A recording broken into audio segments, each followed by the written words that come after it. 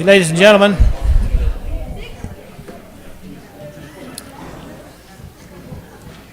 thank you for being here. Usually we hear crickets in the gallery, and it's nice to see people here. So thank you for being here to the American Fork City Council meeting on this April 12th of the year 2022. We have an agenda that has been posted in various places throughout the city and on the state website, and we will follow the agenda as outlined. We'll begin with a Pledge of Allegiance, after which an invocation will be offered by Councilmember Taylor, and then I will conduct the roll call. If everybody please stand.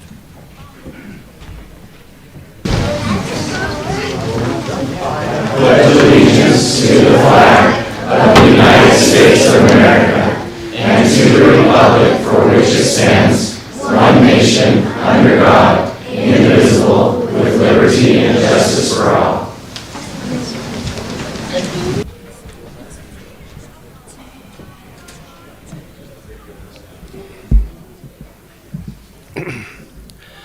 Our Heavenly Father, as we bow our heads and come before Thee this evening at the beginning of this City Council meeting, we are very grateful for many things this night. We are grateful for this chambers being full of people, our citizens, our public safety personnel, and those who love and serve this city.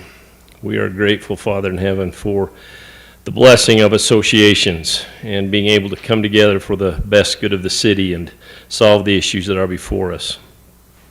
We are also very grateful this time, Heavenly Father, for the moisture which Thou dost send to us. And we pray that Thou will bless us as Thou would see fit, that we might fill our reservoirs, that we might be able to come out of this drought which is upon us, that we will be able to be wise stewards of the resources which Thou hast given to us. We ask a blessing, Father in heaven, upon those of us who will conduct the business of the city and those who will witness and participate, that we might have Thy guidance, that we might have a blessing of civility and cooperation, and be able to do those things that would be for the benefit of those who live and do business here. We are grateful for the blessing of our public safety personnel who work to watch over the welfare of others, who put themselves in harm's way in behalf of all of the rest of us, and we are grateful for them and pray that Thou would watch over and bless them. We pray for the leaders of nations, Father in heaven, that we might bring some of these worldly conflicts to a close, that we will have the strength to do the right thing, and we pray for them, and we pray now for Thy continued guidance this night. We express our deep gratitude for all that Thou hast given us, and these blessings we pray for in the name of Jesus Christ. Amen.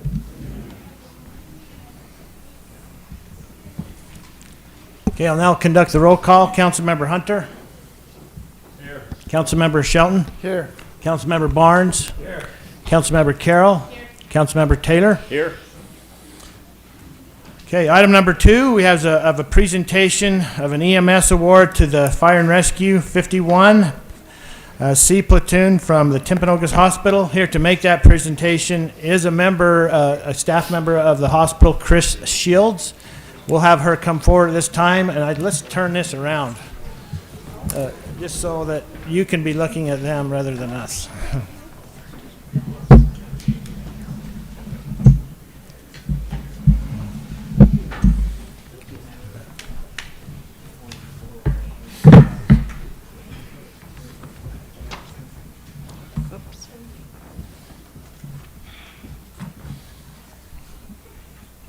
Hurry and get my paperwork here. Okay.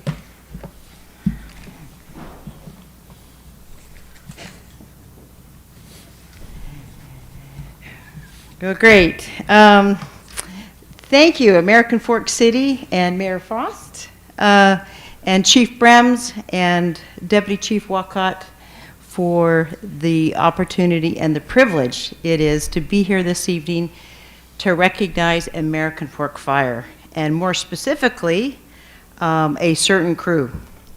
So let me do some introductions real quick.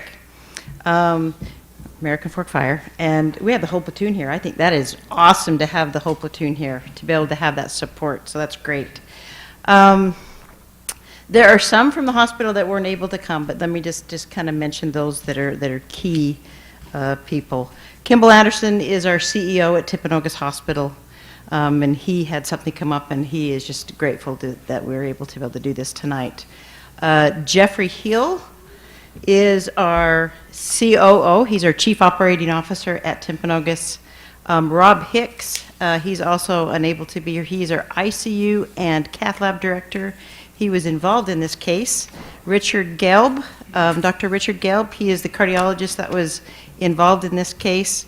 Nate Black is our Communications Director for Timpanogos Hospital, Mountain View Hospital. And then I am Chris Shields, and I am the Director of EMS Relations for HCA here in Utah County for Timpanogos Hospital. And I am the go-between between the departments and the hospital, and it's a great job because most of my career is really EMS, and I'm also a nurse, and so it's a great thing to be able to be involved with such great people and the things that they do. So, as representatives of Timpanogos Hospital, we appreciate being here with American Fork Fire. We feel like that we have a great team relationship with the department, and we share success from both of our teams. Just a few months back, American Fork Fire Department, their leadership came to Timpanogos and recognized one of our ICU nurses for the quick response and actions that were performed by this nurse at an incident during a parade here in American Fork. We appreciate that relationship in that we are a team and that we do things for the betterment of the patients and that we recognize and appreciate each other for that. Council members and Mayor Frost, our purpose tonight, this evening, is to recognize a specific EMS crew that was involved in saving a life. Unfortunately, I was unable to contact the patient for this specific case. We really like to be able to have the patient here. Our wishes are to have the patient here to actually introduce the patient to their rescuers. And we were unable to get a hold of the patient. So unfortunately, that patient's not here. But to be HIPAA compliant and to protect the patient's privacy, I'll start with a synopsis of the call.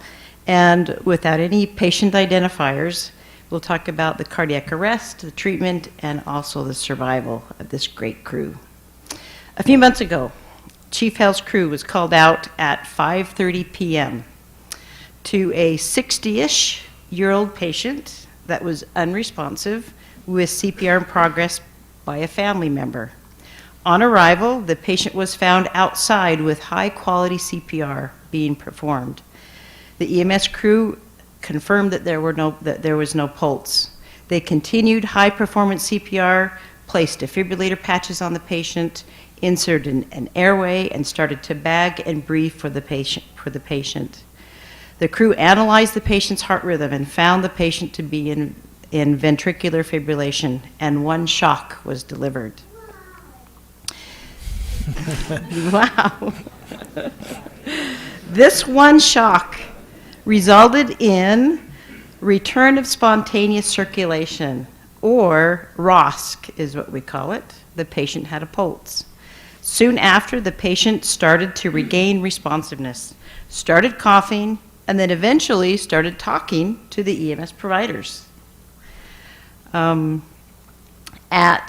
5:41 p.m., they had been on scene for 11 minutes. The EMS team transported code to Timpanogos Emergency Department. During transport, vital signs were obtained and monitored. The patient was oriented, but they were a little bit confused. IVs were attempted, capnography, nasal cannula was placed for monitoring, EKG was performed and transmitted to Timpanogos' emergency department.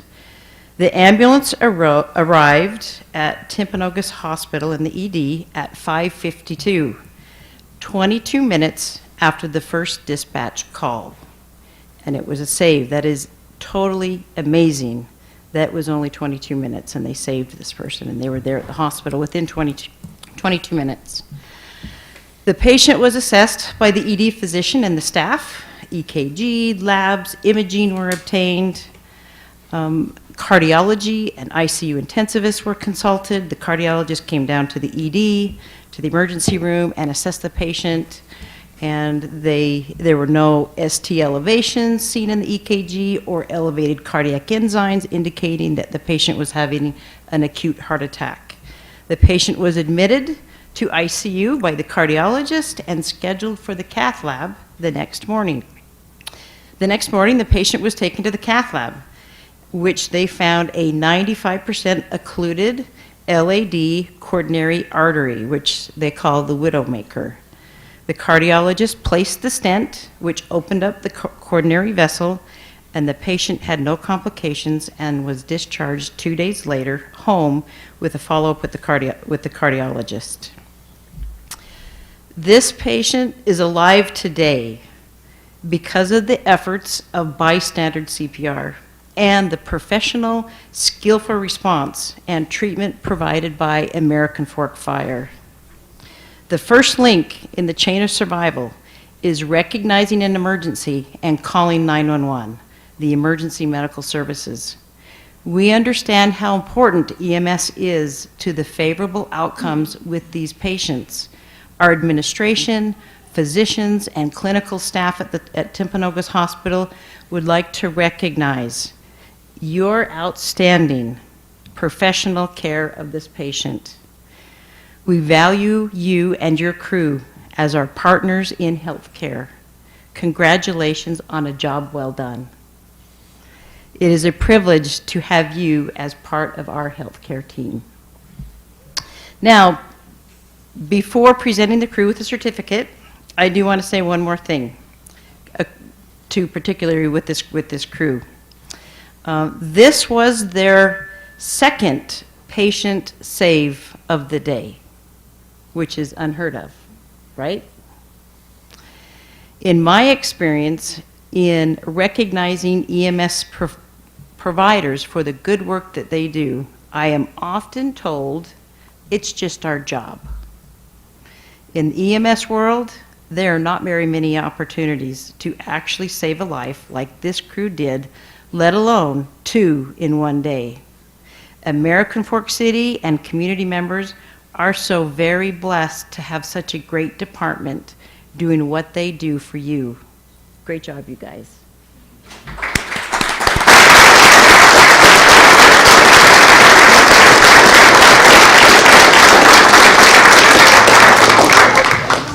Okay, so we do have something for them, and let's start with this top one right here. So if we could get, Chief, not Battalion Chief, no, he's Chief, Eddie Hells. Congratulations.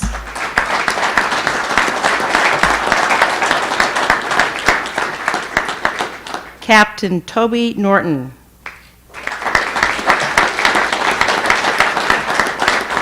Now, let me just tell you there's a certificate with a pin, but then on the back end of that, there is a follow-up of the case and a letter. So that just kind of gives you a follow-up on the case. Lieutenant Trevor Dorton.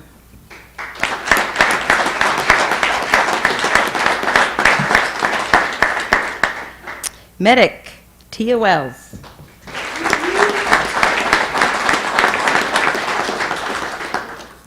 Advanced DMT Jonah Burton.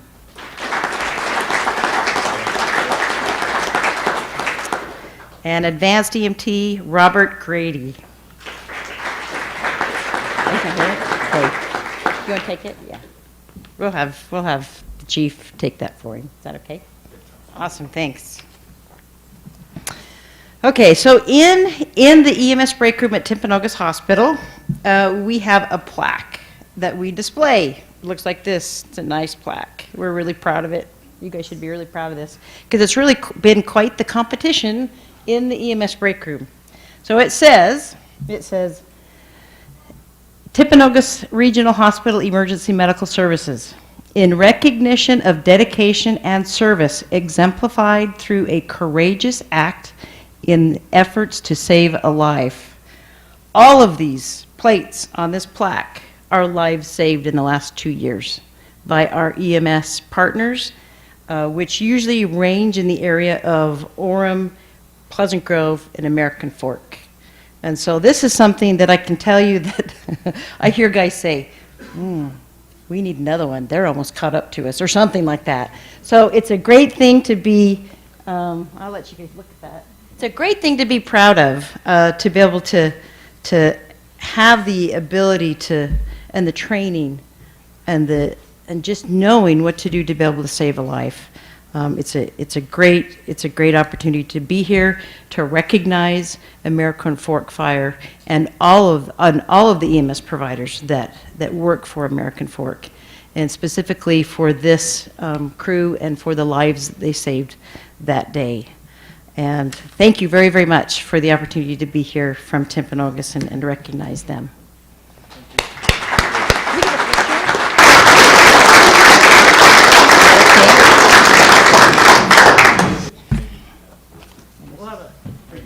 Thank you. If we could get a picture, and then we would like to shake your hands if you could come around. Yeah. Okay, and then,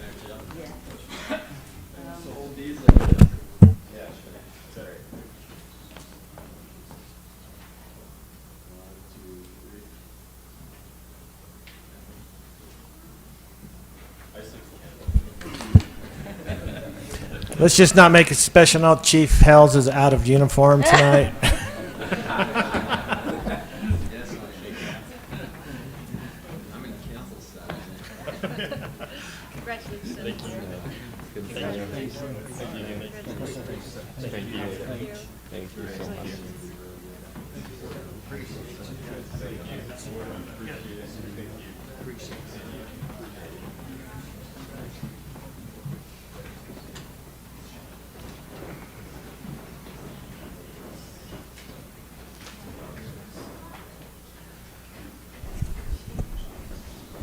Okay, great presentation. We now have moments set aside for public comment. I don't think about 4 or 5 here in front of me that have written theirs, and they're going to come forward. That is not to say if somebody wants to make public comment, we won't have time after the fact, but we're going to start with this group right here. And we'll begin with Annette Stevens. And as you come forward, if you could please state your name for the public record. And then we would ask you to keep your comments brief to about 2 to 3 minutes. Okay. I'm Annette Stevens, and Mr. Mayor and council members, Cedar Ridge has been busy for 3 years trying to save the western monarch population. It's declined 99% in the past decade. We planted lots of milkweed seed plants in the surrounding area because milkweed is essential for the monarch. 2 years ago, Cedar Hills became the first officially designated monarch city of Utah. In the course of our efforts, a few of the top monarch butterfly experts in Utah took me to a parcel of land in American Fork. It was between Mountain Meadows Park and South Stone Creek Drive. These people explained to me that it is probably the best available monarch habitat in the state of Utah. When I was there, we spent 2 hours and we saw 13 monarchs, which is really unheard of these days. So the reason we're here tonight is to ask you to help in preserving this unique habitat that you have that's crucial for the survival of monarchs. We wanted to bring this to your attention and let you know that we would be happy to help American Fork City, its citizens, and its school children in this effort. Perhaps the council could start with a resolution like the one approved by Cedar Hills Mayor Jenny Reese. We could also help connect with monarch experts from the Utah Division of Natural Resources and with professional and citizen scientists who would also like to see this habitat preserved. That's what we're here to do tonight. My kids have worked hard to research on wetlands, monarchs, milkweed. The threatened species are in this habitat, and they're eager to let you know what they've learned. And I also brought you some milkweed seeds.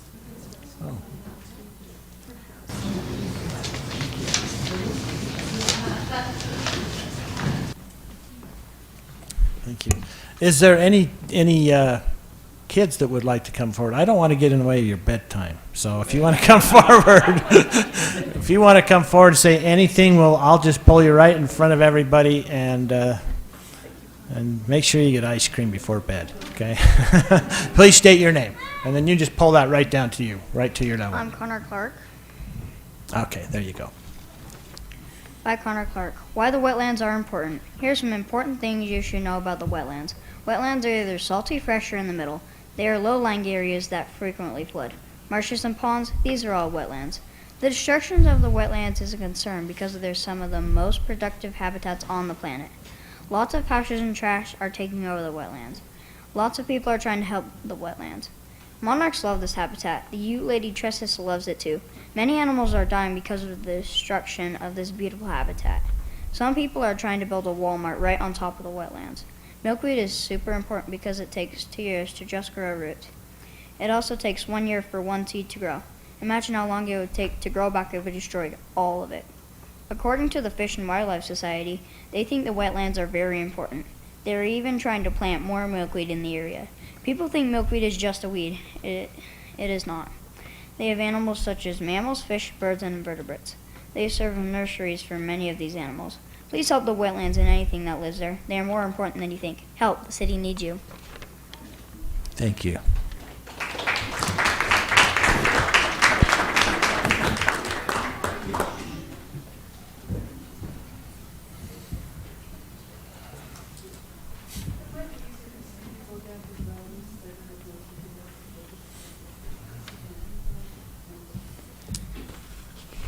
Yeah, could you please just state your name to start with?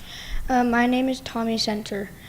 How I can protect the monarchs and the wetlands. We need to help the wetlands and the monarchs because both are disappearing all over the world. The wetlands are being trashed and that also affects the monarchs because the wetlands are one of the monarchs' main habitats. We can help the monarchs and the wetlands by 1. Help milkweed grow in the wetlands because it helps the wetlands and it is the only thing monarch caterpillars eat. We need to help it grow because it is disappearing rapidly because of the weed killer that is being put on its home. 2. According to Lily Hess, you can also provide food as in milkweed, water, and shelter to help raise young. You can do that in your garden. 3. According to Lily Hess, one other thing you can do to help the monarchs is plant native nectar plants in the wetlands to help the wetlands grow and to help the grown monarch butterflies to have energy on their epic journey south. Harmful chemicals should be avoided in pollinator gardens and milkweed should be organic and free of pesticides. I think that if you help the wetlands, you can help the monarchs in many ways. One way you can help both the monarchs and the wetlands is to clean up trash. 2. Plant milkweed or other flowers. 3. You can also help clean the water. And most important thing, plant flowers and milkweed to help the wetlands to be a more beautiful place and also to help save the already threatened monarchs. I think that if we do these things that I have listed, we will be helping the monarchs and helping the American Fork wetlands to be a more beautiful place.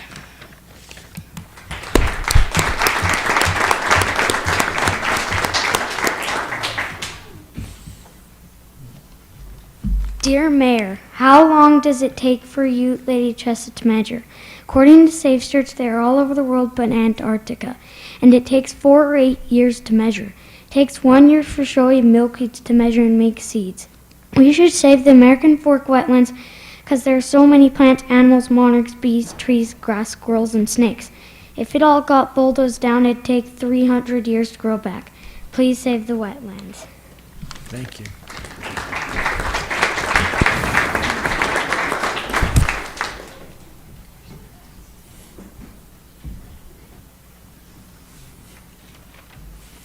Can I just remind you to state your name? My name is Dixie Valentine, and here is my speech for you. How does protecting the wetlands protect the monarchs? Protecting the wetlands helps the monarchs because it creates a safe environment for these iconic orange beauties. As you may know, according to the Fish and Wildlife Service, monarch populations have declined in these past few years due to many tragedies such as loss of winter habitat and milkweed.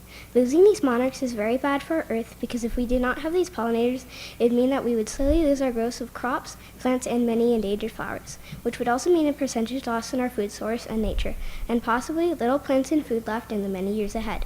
The wetlands wetlands are also important towards plants, not just monarchs, such as fernberry grass and Ute lady thrushes, and animals that are known to live in the wetland. We should put in consideration to saving the natural beauty of the wetlands by cleaning it, which would mean mainly picking up trash. This would be necessary to help the wetland and monarchs because it would provide better protection for the wetland. The best wetland to help would be the American Fork wetland because it is closest to this area and still would benefit the monarch, even if it would only help a small percentage of the monarch butterflies.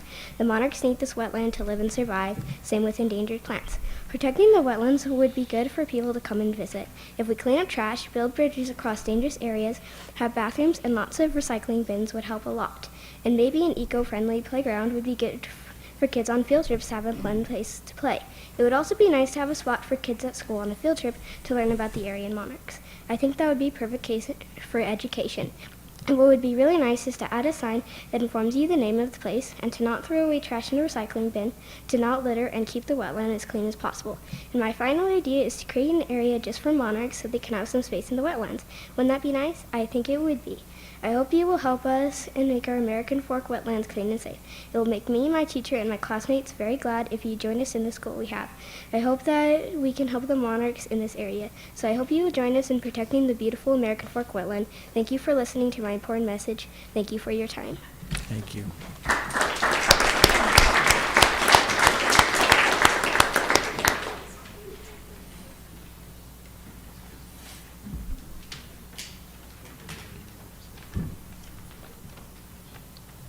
My name is Kate Holly, and I'm going to read my talk. Why care about the wetlands? Why care about the wetland is because there's not many more in the world. There are like 2,400 wetlands, or 630 million acres of wetland in the world, but there could be more. There have been 300.60 million acres of wetlands destroyed in the past 20 years. According to Applied Resource Management, the wetlands will buffer and stratify the stream bed to prevent the erosion and improve the health of the wetlands. The U.S. has 111 million acres of wetlands. So sad there is not more. That is why we need more wetlands. Please be considerate of the American Fork because so many have been destroyed. Thank you.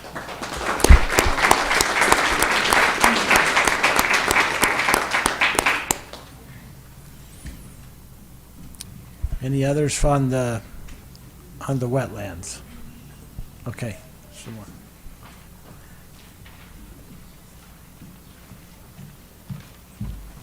My name is Hadley Bryant, and this is my talk. Why should we save the wetlands? We should save the American Fork wetlands because wetlands are important to all wildlife like monarch butterflies and plants. According to EPA, United States Environmental Protection Agency, the wetlands are important features in the landscape that provide numerous beneficial services for fish and wildlife of all kinds. Some of these services or functions include protecting and improving all things like water and habitats for all animals. Monarch butterflies. Monarch butterflies are beautiful creatures. They need milkweed to live. Milkweed and other threatened plants are in these wetlands. If you destroy these wetlands, the wildlife there will be extinct. That means our air will be bad and carbonation will be in the air. It won't be good. Also, these plants take a lot of work and years to grow. So if you destroy it, it ruins all the time and work it took for them to grow. Saving the wetlands. We want to save the wetlands with all the threatened animals and plants. We want to help our community by making the wetlands a place for everyone to come see beautiful creatures and plants like monarch butterflies, Ute tresses, and many other amazing flowers. We would also like to build a little walkway so people don't have to walk in the mud or water. People throw trash there, so we can ask schools and other communities to help clean up the wetlands with us. This would be a great way to help the wetlands. I love wildlife. It makes me happy, but if you destroy the American Fork wetlands or let others destroy it, I will be a little sad but more heartbroken. So can't you tell that I care and love wildlife a lot? So please, Mayor Brad Frost, help us save the American Fork wetlands.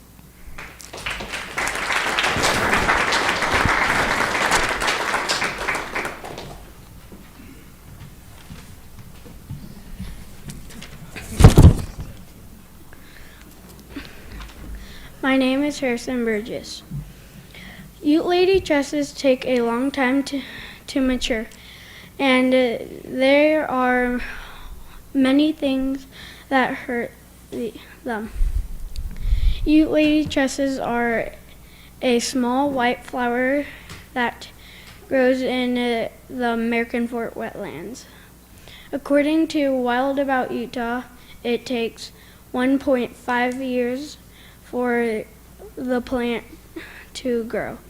The seed will start growing because it has food stored inside it. The Ute Lady tresses can live for 50 years.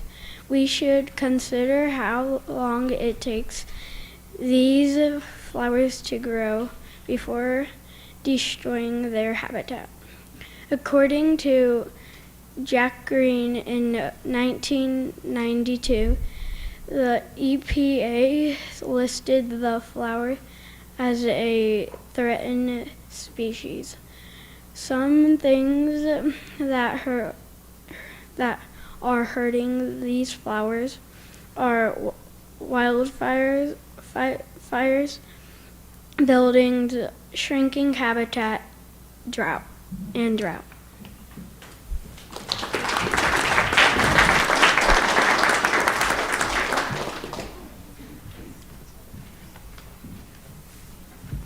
I'm Sarah Welch. Protecting the wetlands is good for the monarchs because we need good pollinators and they do the job. So the best way to give something in return is to save wetlands in Utah and all over the world. If the world was filled with pollution, life would not be very fun, would it? Monarchs get pollen the same way bees do by going plant to plant and gathering the pollen. Each plant they will go to will help the earth by pollinating plants. Plants provide clean air and food we need. Why we need milkweed. Because of habitat loss, the monarchs cannot find milkweed. With lack of milkweed, they will lay many eggs on the same leaf. Consequently, the caterpillars will eat each other.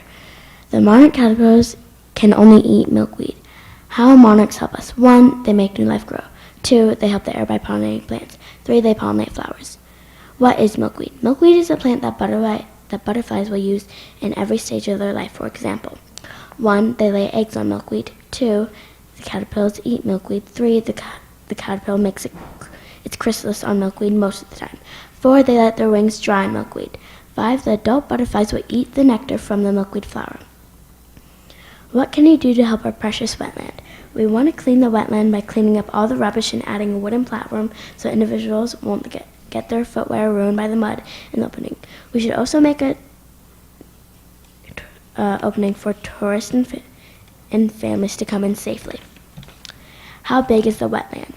According to WWF, it is 476,000 square feet. The wetland is covered with either fresh water or salt water. Why we need this? Anytime you have nice plants in the spring, think about how strong your plants are that you get, and be thankful that you have strong plants in the spring. Let's take our chances and save the wetlands and look at Orlando, Florida. They have preserved so many wildlife by making clubs to clean up all the rubbish in Wekiva Island. They have a website to sign up. If we do this, we will be more likely not to lose pollution. So let's save the American Fork wetlands.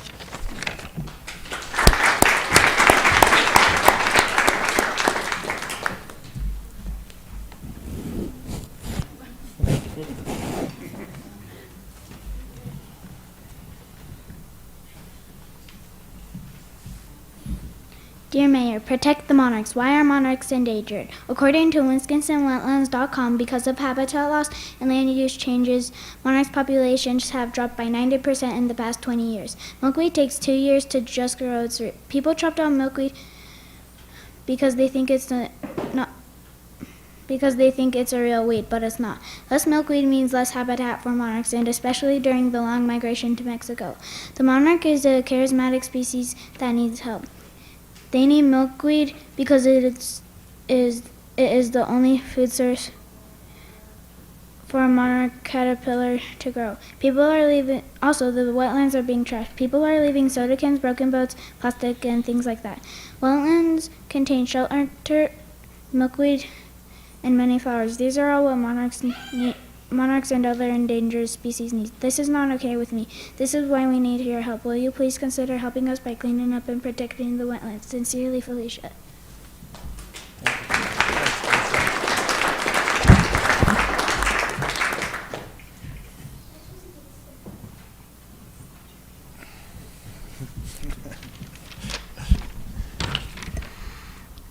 My name is Paisley Montgomery. How did protecting the wetlands save the monarch? Protecting the wetlands saves the monarch because in the wetlands are milkweed, and monarchs feast on the milkweed. So if there is no wetlands, then that means no milkweed, and no milkweed means that the monarch caterpillars or monarch adults will not survive because the caterpillars have to grow up and form into a monarch butterfly.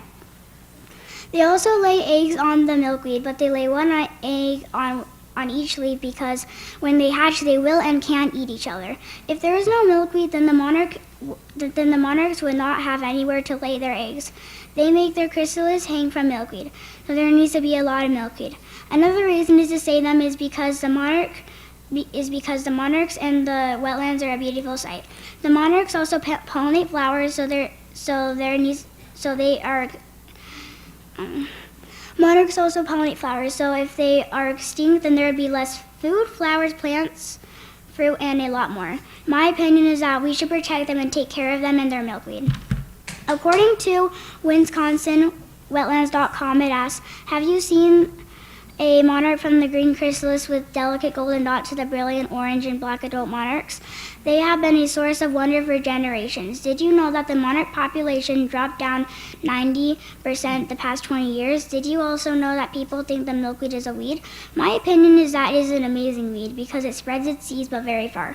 And it has a lot of little seeds that will keep growing and growing. But that's good because monarchs need it. But people will keep cutting it down and pulling it, so we need to plant more milkweed. Please help us save the monarchs.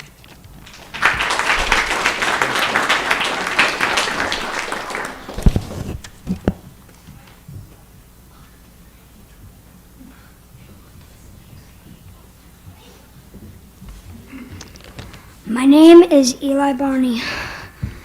Protecting the wetlands will save the monarchs because there is milkweed in the wetlands, and caterpillars will need the milkweed because that's their only food they can eat as caterpillars.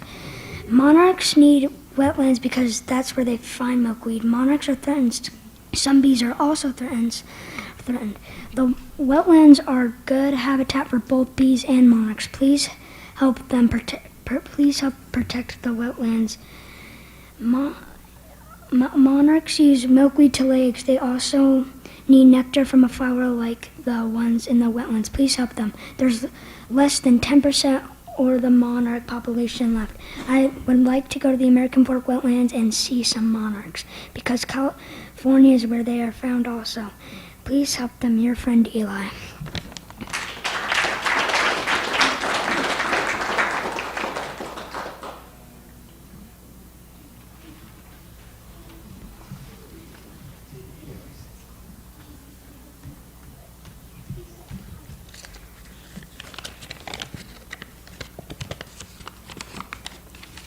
My name is Ava Mayhew. Why are monarchs threatened? Monarchs are threatened, and we can help. Monarchs are threatened because people keep hurting them by spraying insect repellent and replacing flowers with grass and destroying milkweed habitat. Monarchs are threatened. There might be more monarchs than last year, but they could still go extinct. According to Christian Angelini, in the last 20 years, 80% of the monarchs' population has died, leaving only 20%. We might be able to help them if we can plant a lot of milkweed. And people are killing a lot of the milkweed. We can help them by cleaning the wetlands and protecting the milkweed.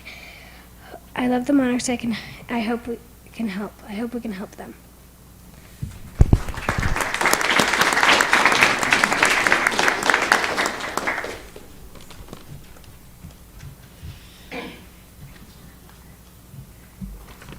Wetlands are important because it helps the monarchs and we get water from it. Wetlands help the monarchs because of the milkweed and flowers. Monarchs are beautiful and they pollinate flowers. According to WWF, a wetland is a land covered with water, either salt, fresh, or something in between. Without wetlands, cities will have to spend more money because to treat water for their citizens. The wetlands matter because they destroy them and their habitat. More than 476,000 acres of wetlands have been protected. Wetlands are the world's water filters. They trap heavy metals in their soils. I want to save the monarchs because they mean a lot to us, so that is why the wetlands are important.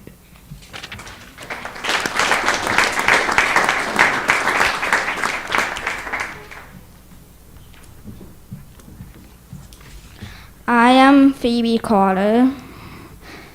According to WWF World Wildlife Fund, wetlands are important because they are world water filters. Wetlands trap pollutants in the soils, dissolving them. They make the world cleaner. They are helpful for water. Also, wetlands can help minimize impacts from flooding. They make an area where the water can move slowly during storm events. Without wetlands, cities will need to spend a lot more money because they will have to treat water for people and deal with more devastating floods. Wetlands are very helpful to a community. They make the world a better place to be. Wetlands are very helpful to a community. WWF governments try to protect wetlands. That probably means that wetlands are very important. Wetlands are also homes for endangered animals and plants, including monarch butterflies, Ute tresses, milkweed flowers, and much more. If we don't have monarchs, then they don't pollinate flowers. If we don't have flowers, the bees die. If the bees die, then our crops die. If our crops die, we die too. Many species live here. They are plants that are beautiful, and there's not very many of them left. They can only be found here too. Killing wetlands makes so many things go extinct, from butterflies to flowers and grasses. Also, wetlands are already being trashed. People are treating them like a dump. They drive four-wheelers on them and put trash in them. Then, milkweed takes 2 years just to make roots. Their seeds have to stay underground all winter. Cleaning the wetland would kill milkweed that takes years to replace. Next, these animals can find it easy to get food and shelter here. They find plants they need and water. For the butterflies, there's tall trees to roost and lots of flowers and milkweed. Birds and butterflies can find a stop here in their long migration with shelter and food. Then, without wetlands, animals die out and their habitats are ruined. The destruction of wetlands is a concern because so many animals find it their habitat. When we kill wetlands, we kill lots of animals too. Wetlands need to be more protected for air's sake and many animals who live in these wetlands. In my opinion, we need to be more careful with them. Wetlands have lots of life in them, from birds and butterflies to exotic beautiful flowers of all colors, shapes, and sizes. Wetlands are also very important to our planet and for our health. This is why I think you should protect the American fork wetlands.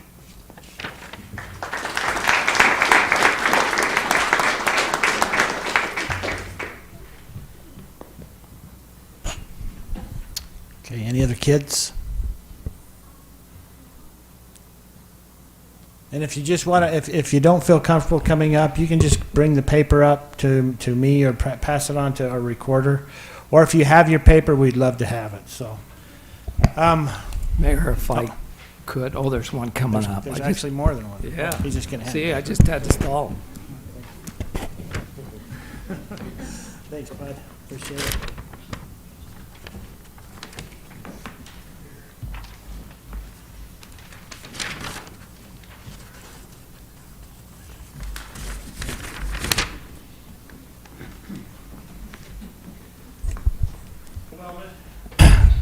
Mrs. Stevens, you've got a great group here. That just doesn't happen by accident. And so I am very familiar with this area. In fact, I was walking it about a week and a half ago, right into the probably the heart of the wetlands. There's a lot of neat things in there. It borders Stone Creek. We have one of our developers here that's going to be doing some work away from the wetlands. I'll just say that. But there's a fox in there, and some of the people see it occasionally. There's some resident deer, and it's a beautiful native area. And so thank you for educating us about the monarch butterfly. And I think that we can work together to somehow come up to a solution to do that, to help preserve that. What grade is your class? We're third grade.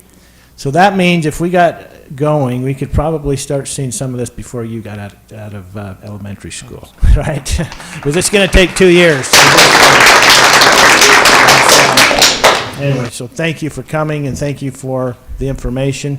And I feel like I will follow back up with you, Mrs. Stevens, as to, you know, some of the decisions that we will make. I think we have a committee that this fits in that might be able to help nurture this along and research more. And great information. Thank you to all you young people that came here tonight and taught us a good lesson in monarch butterfly, wetlands, and all the beautiful things around us. Thank you so much.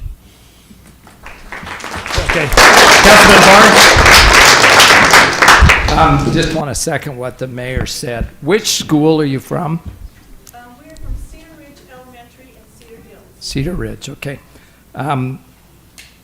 I've learned a lot about monarch butterflies and wetlands through osmosis. And you can explain what osmosis is to these kids. My wife became a botanist, and over the years, I've learned a heck of a lot. And everything they said was spot on. Wetlands are just remarkable and totally valuable to the community. And I personally just love monarchs.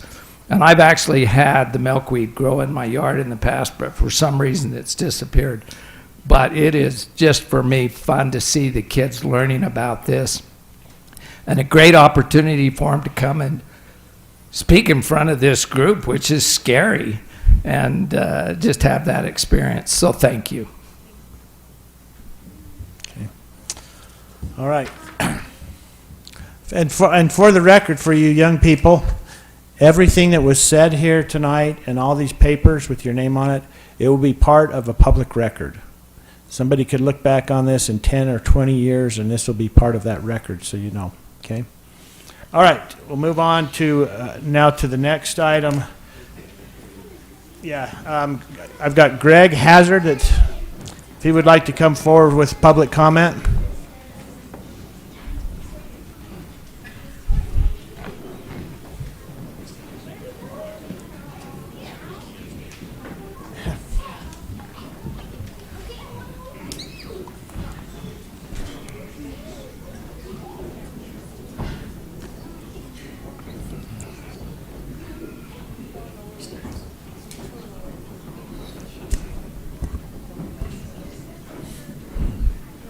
Good evening, Mayor Frost and the rest of the board members. I'm here tonight. This reminded me a lot of my previous career. I was a former third grade teacher and a special education teacher and a vice principal at one time in my life. And it's actually a small portion of why I'm here tonight. My son attended Greenwood Elementary, which is just a couple blocks away from here. And in the last year, I purchased the former Wells Fargo Bank building, and I had plans to convert that at some time in my life to a special needs school. And I noticed a special needs school in the same area there, and there's a large ATM, and I removed that ATM because there was a lot of children playing in the front, and I realized that children don't need to be playing in front of cars. And I just made another purchase, which is the corner property right behind the police station, which is on 91 East and 100 North last month, which is the former 26.2 store, which is, or the plumbing store that's just vacated. And the thought occurred to me that, you know, I understand that there's a ban on digital signs in American Fork. I did see one come up over at the Central Bank, but I've kind of donated my life to a lot of philanthropy lately, and I thought for such an iconic property, maybe I could do all the investment on a digital sign and donate a third of that time to schools, the city, the community, and and just do a nice, I'm already going to edify and do a nice ground-up remodel on that property, and they put on half a new roof today in the snow, and just wondered what the city council and the mayor's thoughts might be on a provision for a digital sign where we donate great community messages and working with the schools and giving back to the community in a digital sign. You know, we are, in fact, I think it's on for next council meeting. So a new sign ordinance is will be at our planning commission the next time. And so we're kind of bringing ourselves up to the 21st century in signage.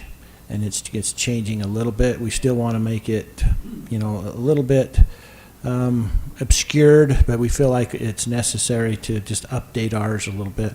And so I will have you work with David, and then you could understand where our sign ordinance is going and heading through to the planning commission. It'll come onto this council to approve as well. And how you structure the financial means of that sign, or if there's any shares and things like that, we'd be open to talk and negotiate with that and talk to you about that. But yeah, I'd really cover all of it. It would just be a way to give back. I would reserve the 2/3 for the tenant, whoever I put in there, which I haven't even advertised yet. You know, I just thought there's such great cross traffic there. It's so close to here and the city and the administration building and the law enforcement offices, the fire station, that I thought it just dawned on me it'd be a great way to give back to the community. So if there's an opportunity to do that, I'd like to volunteer that opportunity. And I'm not sure who David is. David, right there. Okay. I left my phone number and email, and if there's a way we can collaborate on something to do that, I'd love to do that. Okay. All right. Thank you for your time. Appreciate it. All right. Rodney Matani. Does this man need an introduction? No. I'm Rod Matani. I've been a lifelong member of American Fork. Serve the community, volunteer. The honorable mayor and the city council. But I want to first applaud the city council and the city of American Fork and all the citizens for what they do for veterans. I'm a combat veteran. I was in the National Guard for 25 years here in Utah. I've deployed overseas to Afghanistan once. And what the city does for us is they pay our utility bills when we're deployed. Our city utility bills. My son's been over there twice now as well. But what I come to you tonight for is, and I sent you an email of the issue that we had. I didn't send it to all the council members. I apologize. I should have sent it to everybody. I sent it to Mayor Frost and you, Clark. And we had a meeting scheduled on the 26th, March 26th, for Veterans Memorial Hall. I contacted the city a month prior to see how I was able to reserve that for our meeting, the Combat Veterans Motorcycle Association meeting, and I was informed to get hold of Mr. Hall or Mr. Thorne by Ms. Miller. So I contacted Ms. Miller. I got hold of Mr. Hall. He says, Mr. Thorne, he schedules the building for the Veterans Memorial Hall, and so I contacted him. This was a month prior. So come the day, about 2 weeks before the meeting, I made sure we was still on for the meeting and everything was good on the 26th at 9 a.m. to hold our meeting. And he says, yeah, everything was good. Well, I got a text the following week, the third week, says I lost all my numbers. What date was that again? So he doesn't have any tracking of how he schedules the building and the key. I understand he's one of the only ones with the key, him and Mr. Hall, is key custodian for the Veterans Memorial Hall. Come the day of the meeting, I was there a half hour early. The arranged time for him to meet me there, he wasn't there. So I called him on his phone.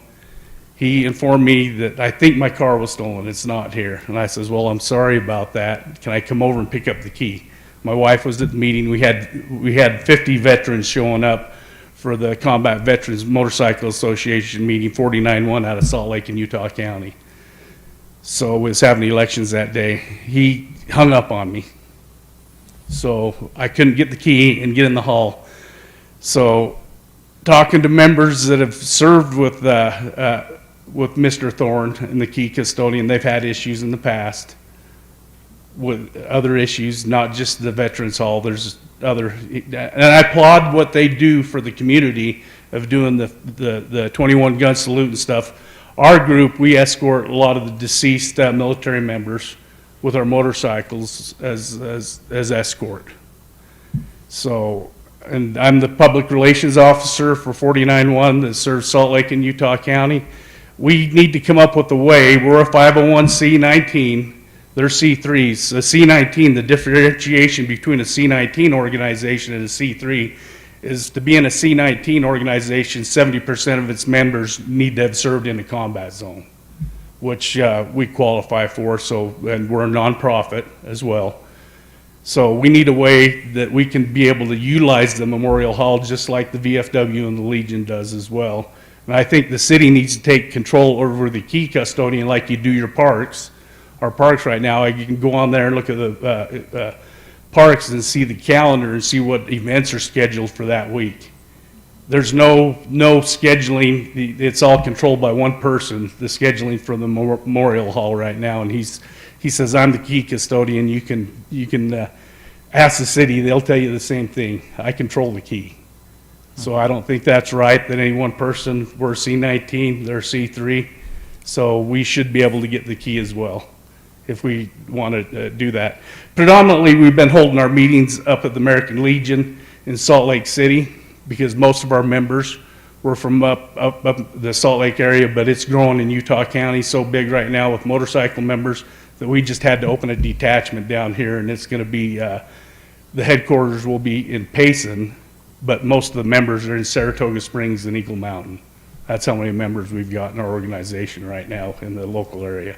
There's 5 chapters in the state of Utah, and I helped 49-1 out of Salt Lake in Utah County with the detachment just started up here in Utah County. So any questions of me, I think you need to take over as key custodian that we could check out from the city building and have scheduling to show the Memorial Hall on the calendar as well to see who scheduled it. Because, you know, when I coached baseball and stuff, we used to have our draft in the building as well. So we'd use the Memorial Hall to do baseball when we was coaching Clark, Little League against each other. So, but I think the city needs to take over the key, Mayor Frost and city council members. If you want the email correspondence I sent to Mayor Frost and Councilman Taylor, I'll send it to the rest of the council member if they'd like to see, because I downloaded all the text as well, copied and pasted it, and sent it to the mayor and Clark. So that's all I have. Rod, I'm going to follow up. I do believe that building is like any other city building. We own it. We actually care for it. We pay the light bill on it, and we'll discuss internally with Camden a way of making it more available. And a lot of times people now, they're just paying online. I mean, it's a credit card, transaction. And we've done that with the senior center as well. But with the veterans organizations, Mayor, you haven't charged them the use of the building whatsoever, the veteran organizations, because we're 501c. Okay. They haven't been being charged to utilize that building. We're no different than the other two that are utilizing it right now. Okay. I brought that up just for the simple fact, not necessarily charged, but it's all online and everybody can see it. And I think that's a wise move with that building as well. It needs a little bit of work, but it still has some life in it. Yeah, we had to hold our meeting in between on the north side. We was having chapter elections that day, so it wasn't very good with all the traffic in and out. And our members, especially Utah County members, don't want to keep holding it up in Salt Lake at a bar. Because the Legion up there, it's a bar, and we wanted to be able to bring our kids to this meeting, and that's why they're part of the community as well. And believe it or not, as a combat veteran, our wives in the community suffer more than we do. We got a job to do, and we're deployed, and we're focused on doing that job, and it's a lot harder on our wives back home taking care of stuff. Yeah. That's all I have to say. So I think the city council needs to address how the keys divvied out and how it's scheduled. Okay. All right. That's all I have. Thank you. Thank you, Rod. Appreciate it. Okay, next, Jesse Shelley. Or is it, yeah.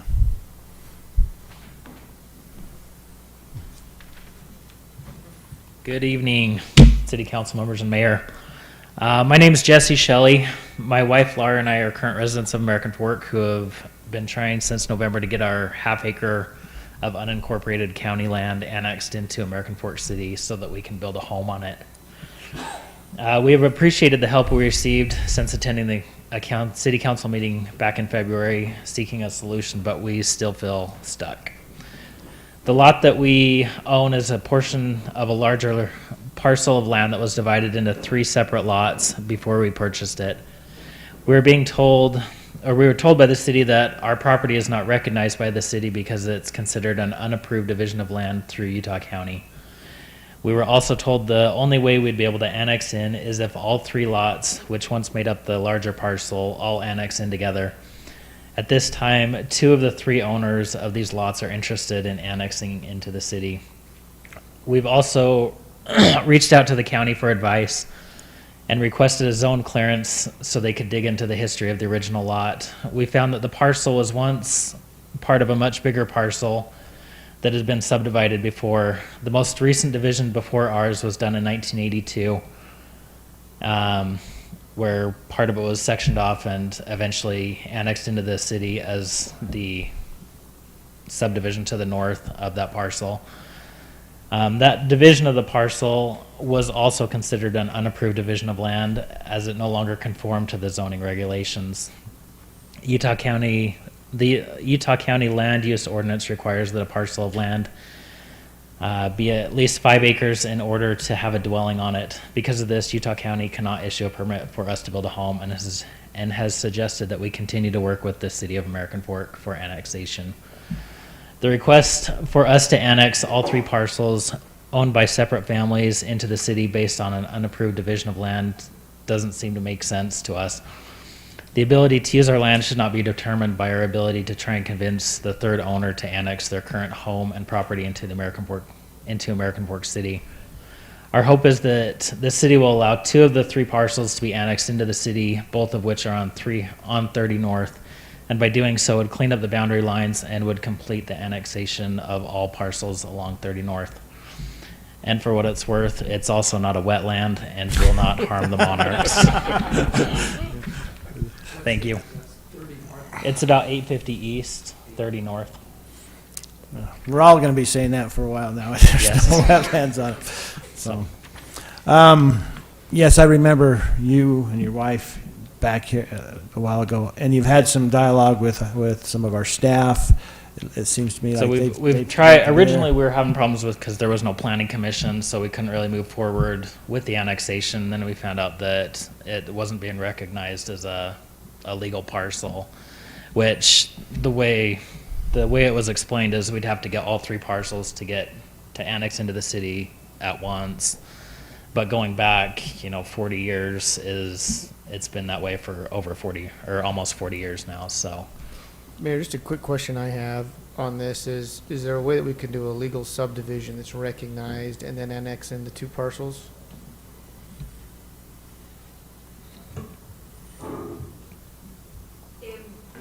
I don't want to say no because I don't know all of the county's regulations. I don't believe so. Because ultimately this land is not large enough to be subdivided in the county, therefore not buildable in the county, is how I understand it.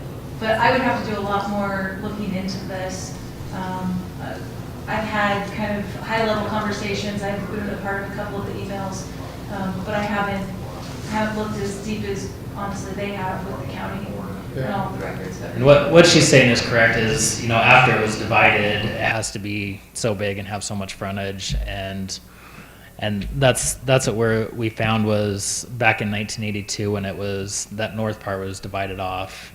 The parcel that has the house and the acre behind it, which was later split into 3 parcels, that was also an unapproved division of land, and then so.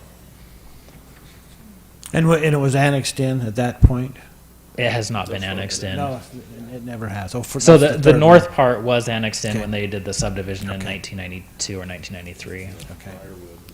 I would hope that there's some way for two government entities to kind of get together and coordinate on this and see what can happen. I mean, obviously, we're bound by what ordinances and rules that each entity has, but I can empathize, nothing's more frustrating than sometimes being caught between two government entities saying, you know, you gotta go talk to them or gotta go talk to them. Right, So and the I county just- told us that it was pretty much up to American Fork City to keep working with you guys, because they really can't do much with it. Like, we can't build in the county, and so Yeah, it's kind of up to you guys. Any way that we could try to coordinate through staff, to coordinate with their staff and maybe see if there is a workable solution that's within the codes, I would love to see maybe that collaborative effort, so. Is the third person, Jesse, just not interested, not reachable?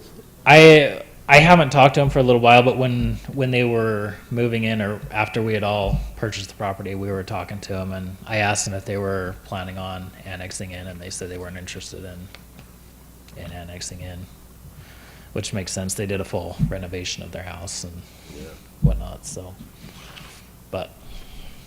Okay.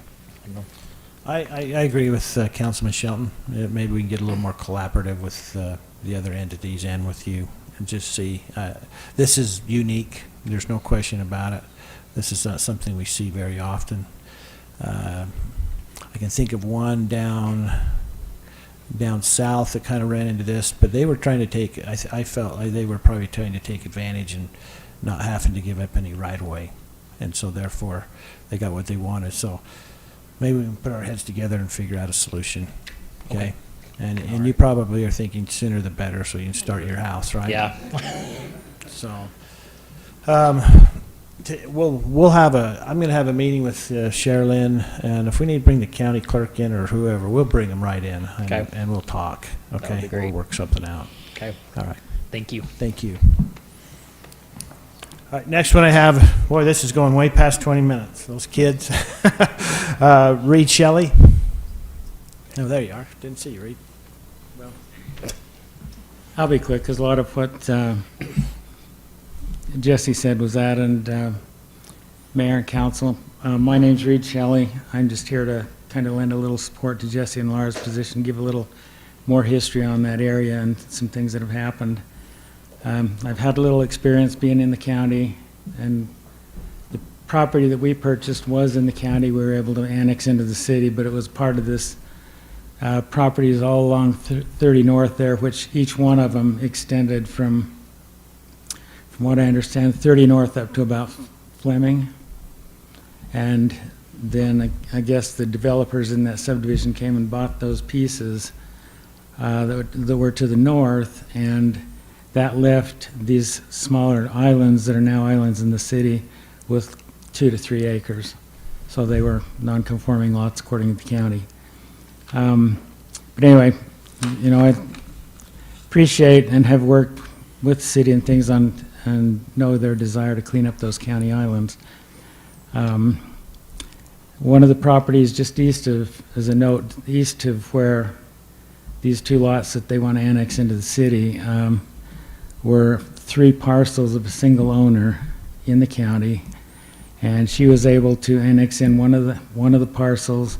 She told me that there was never any pressure for her to bring the other 2 in with it, even though she owned all 3. So she was able to do that, sold that piece, and it's on 30 North there, so that would clean up the boundary issue there. Anyway, as of my last call last week, I guess the city still doesn't have a planner to help, you know, them work with people and them and anybody that has planning issues. When we annexed in, we had the luxury of having a planner to help us go through the process. And so I guess my feelings is I think that when there are people that want to annex in to be part of the city, especially like Jesse's a lifetime resident of the city, want to help clean up those boundaries, that it would be better to let them know what the options would be, and you guys have mentioned that. Let them know some options that are going to be a win-win for the city and for the landowners, instead of just giving them a flat-out no. So that's my comment, and hopefully what you guys said will work out. Appreciate it. thanks, Reed. Appreciate it. Okay. All right. Is there anybody else here to make public comment?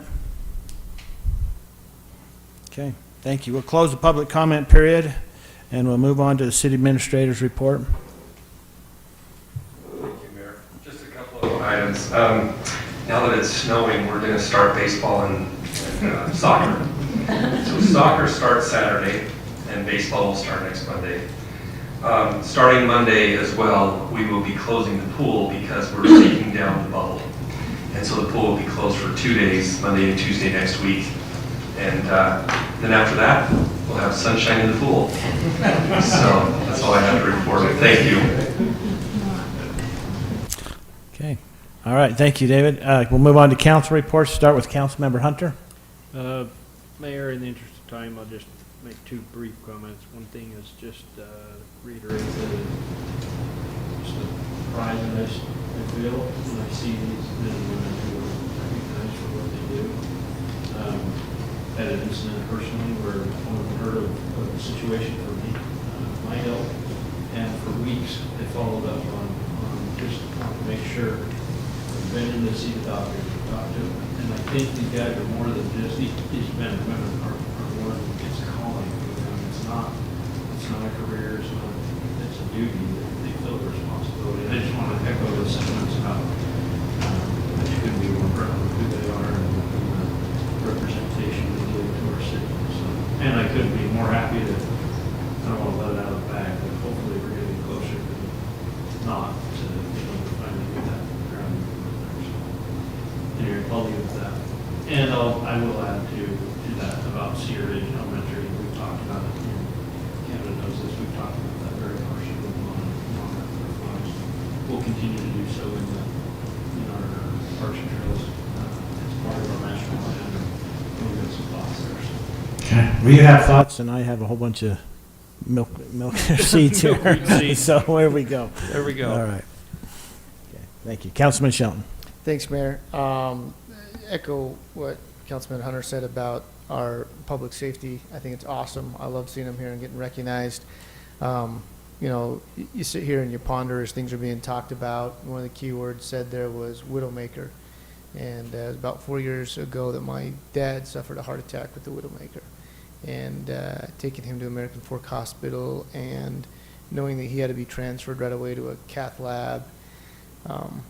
As a council member, knowing there was great trust in the men and women that were coming to take him to the hospital, that was great comfort for me. And so they do a phenomenal job, and I thank them for what they do. Second item, just to talk about, is North Point. We had a great meeting about rate increases. I think I brought this up last time, but now that Mayor and David are here, we had a special meeting this last week as well, just with the lack of finding truck drivers to be able to haul. We collect the trash there, and then we put them on big semis and haul it out to the dump. And that's the contract through MBI. And MBI is having a hard time keeping up with wages to keep drivers. So they're looking at about a 6.3% increase. That is part of their contract. They have a right to be able to request it on when there's high inflation and wage pressures. So we went ahead and approved that. We're anticipating that will probably be a 75 cent to $1 per ton increase.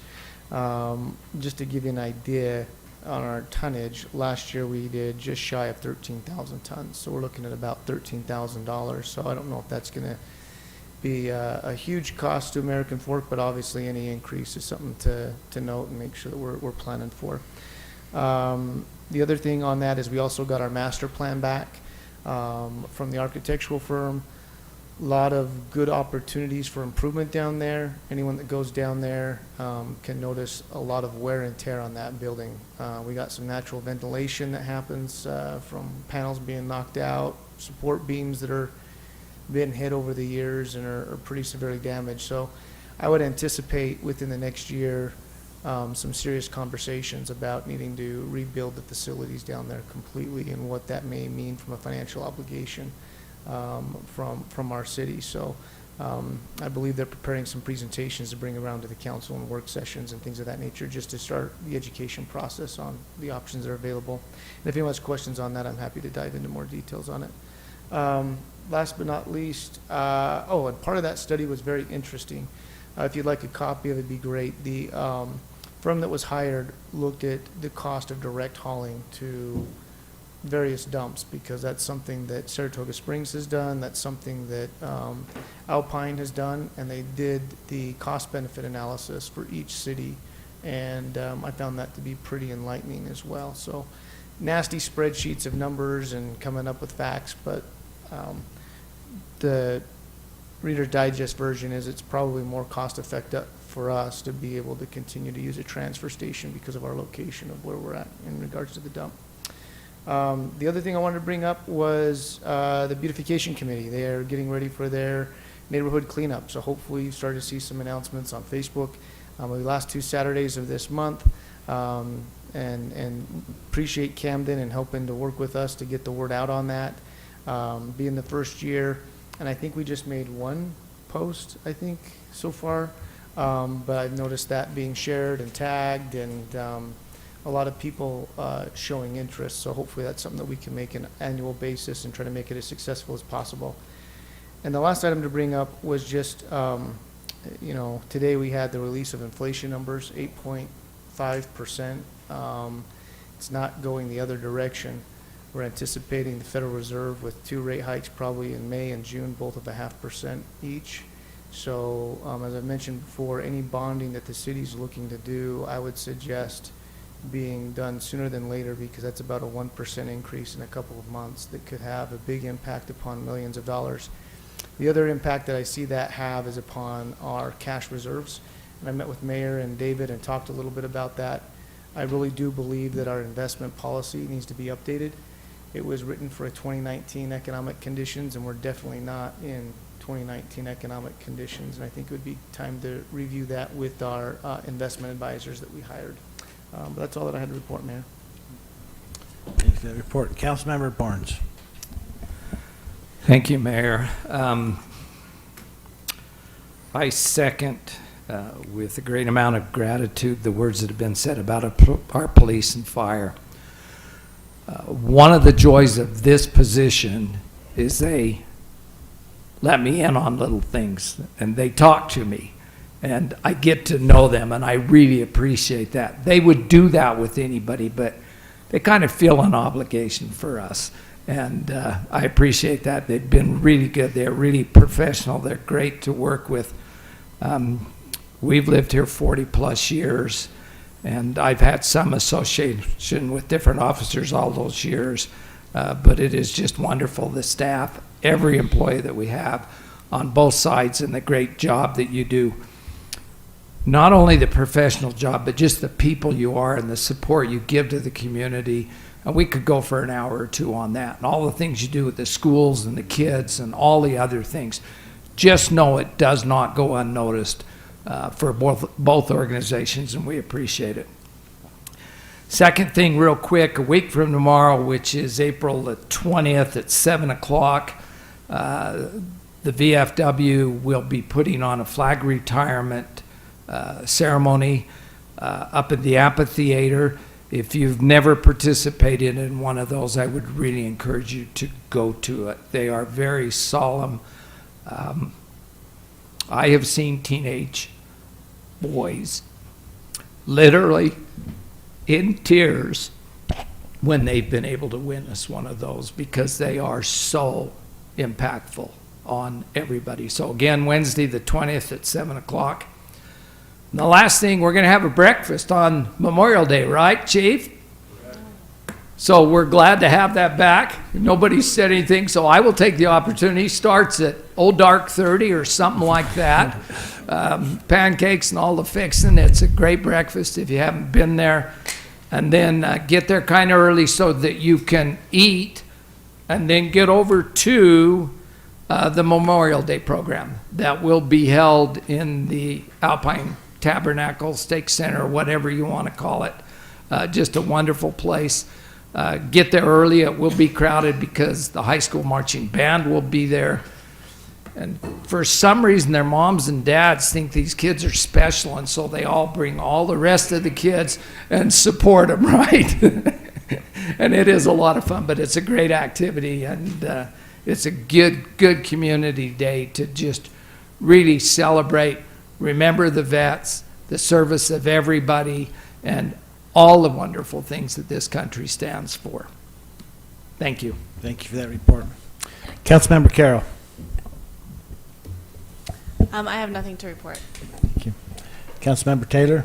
Just quickly, Mayor, I would like to, I was in on the emails from Mr. Matani, old friend of mine, schoolmate of mine, but with all of the advancements we've made, I think about all of the people that I referred to just through my city email to, fix a problem on our website, be able to go on and do that, and how quickly that's been able to be remedied. I see no reason in the world why we can't quickly provide that same kind of access to those buildings and not have, while I appreciate the stewards of the keys, I think we'd be much better served to have something like that. And so if there's anything Camden I can do to help with that situation, I'd be happy to work on that. And just in an element of appreciation, and tonight is certainly the night for that. Congratulations to 51C. Great job that they did. It just seems like we have these things almost once a month where we have some type of recognition for our public safety people. And it's a great vote of confidence for all of us who live here, do business here. It's just, it's a wonderful thing. So I appreciate that, and that's all I have, Mayor. Okay, thank you. For the mayor's report, I'm going to echo everything that's been said. I sometimes think, what could we do better? As a mayor, I'm thinking we need to do this better. We might need to do this better. It weighs on my mind, not all the time, but certainly a lot. And I think that there's one thing that I can feel like we have done really good at. In fact, I would say as good as anybody, any city around us. And that is we have provided, and it's a team effort because it takes good people and it takes the funding and the recognition from an elected body. I feel like our city is as safe as anybody. Now, I'm not saying that we don't have crime, but I'm saying we have the right people to help solve that crime. If you get caught in a wreck or an accident or you're in a very bad way, I feel like this city has the emergency personnel with the highest degree and level of training that will save your life. And that is just one story. That happens more than, it might have happened twice that day, but I know there's a lot of other stories that happen, and because I get told about them or I get a report on them. So if there's one thing that we are doing right, it would be that. We take seriously the health and the safety of this city. And thank you. Please, pass that along. You guys in the back row, pass that along for all the people that always come for all the pomp and circumstances and just leave us. So the only other thing that I would want to report on, it's a little bit old news because it's the purpose that I was not at the last meeting, David and I, and it went a little bit long as far as the meeting we were in with the school district, but we were able to enter into an interlocal agreement, which will be on our action item next agenda. But the Alpine School District has agreed to the terms of the interlocal. We feel like it's a win-win. David and I had to take some curveballs and some fastballs, but when it was over, it was a 6-1 vote. We feel really good about that and the ability that will do to help fund 200 South. Tomorrow, we'll be looking at all 3 county commissioners in the eye at a work session, and then we are on for their next session for action. All 3 county commissioners have looked me in the eye and David and said they support it. And so, it's been a long time coming. It's been 4 or 5 years or longer that we've had concerns and we've worked things through, but it's here, and we will have the funding we need to provide not only Second South to its fullest potential, but other elements, transportation elements that lead into it, and even maybe a few things that just make it special in its aesthetics. So thank you. That is the mayor's report. We'll now move on to the common consent agenda consisting of 5 items. I'll just ask Carolyn, has there been any noted changes on the minutes? Okay. Mayor, I'd move approval of the common consent agenda. Okay, I have a motion by Councilmember Taylor. I'll second. Second by Councilmember Hunter. And I'll call for a vote. Councilmember Barnes. Aye. Councilmember Shelton. Aye. Councilmember Taylor. Aye. Councilmember Hunter. Aye.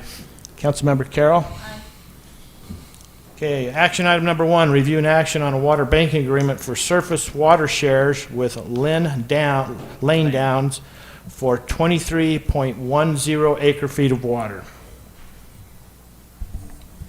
Any questions? Mayor, I'll make a motion to approve the water banking agreement for the surface water shares of Lane Downs for 23.1 acre feet of water. Okay, I have a motion by Councilmember Shelton. I'll second. Second by Councilmember Taylor, and I'll call for a vote. Councilmember Hunter. Aye. Councilmember Shelton. Aye. Councilmember Carroll. Aye. Councilmember Barnes. Aye. Councilmember Taylor. Aye. Item number 2 is review and action on a resolution accepting the Harbor Road Plat E petition for annexation consisting of approximately 91.2 acres and located in the area of 500 West, 1100 South. Mayor, I'd move to adopt the resolution accepting the petition for annexation of the Harbor Road Plat E annexation consisting of approximately 91.2 acres and located in the area of 500 West, 1100 South. Okay, I have a motion by Councilmember Taylor. Second. Second by Councilmember Barnes. I'll call for a vote. Councilmember Carroll. Aye. Councilmember Taylor. Aye. Councilmember Hunter. Aye. Councilmember Barnes. Aye. Councilmember Shelton. Aye. Item number 3 is a review and action on acceptance of a grant from the U.S. Department of Homeland Security for the assistance of firefighter grants in the amount of $247,818.18. That's a pretty exact number. Mayor, I'd move to accept the grant with the U.S. Department of Homeland Security in the amount of 240, unless you need to talk to him. No. Or are you going to talk to him first? To who? Chief? Chief he put it here. Okay, all right. I felt like I stepped in front of somebody. Move to accept the grant with U.S. Department of Homeland Security in the amount of $247,818.18 for the purchase of safety equipment for the fire department personnel and authorize the city to execute all documents. Okay. I have a motion by Councilmember I'll second. Hunter. Second by Councilmember Taylor. I'll call for a vote. Councilmember Shelton. Aye. Councilmember Taylor. Aye. Councilmember Hunter. Aye. Councilmember Barnes. Aye. Councilmember Carroll. Aye, with also appreciation for being proactive, getting a grant. Yeah, for sure. That's a lot of money. That I know it's a ton of work. That's a lot of money. That'll help. It's a lot of work and you don't know that you're gonna get it if you're doing more, so I appreciate it. Absolutely.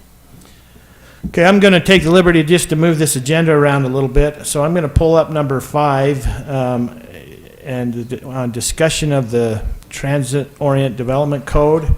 I would like to put this before we hit these developments. And so with that being said, I'm going to have Patrick come forward. I'm going to suggest something to the council. We recognize, and I think last week was a good lesson in what we had learned, that the code is not perfect. And it's a very different form-based code, and we're finding there's things that aren't perfect in it. And so I'm going to propose that we get to the meat and the heart of some of those imperfections, not in this meeting, but in a work session to come. But I would like to address those things that need to be addressed for the applicant on 4A to move forward, so that we can get them on their way and still be, do the right thing. So, Patrick, with that, All right. Thanks, Mayor. Just based on council direction after the last city council meeting, staff sat down with the developer on 2 different occasions just to go through some of the issues that were raised by the council members that were there that night. Just to recap, one of them was just in relation to percentages of the block type, that rule, that provision that's included. Another was to address the pedestrian shed issue.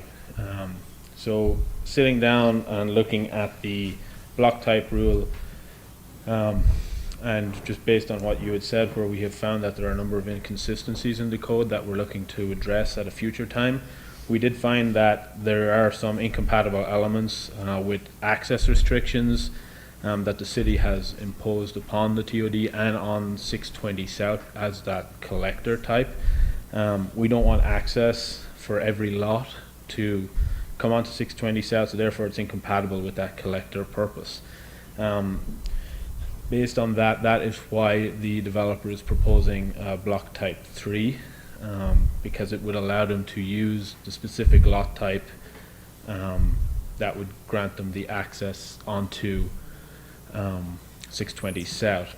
One of the other issues is that some of the elements of the code where we have partial blocks from neighboring developments, the code requires that the developer complete those blocks, and they can be then fully circumscribed by the by thoroughfares, which would mean that based on the neighboring development to the west, they needed to continue a block type 3 for that block type 3 for a portion of that development, and therefore the consistency of moving down along. Anything less than that in the center of the development to try and get that block type 2 percentage then would have caused them to have a basically a step down in their density as we look to tear down. As we go out from the TOD, it would tear down, then step back up again. The pedestrian shed issue is something that we looked at together, and then identified that the pedestrian sheds are set out and identified as the districts in the TOD.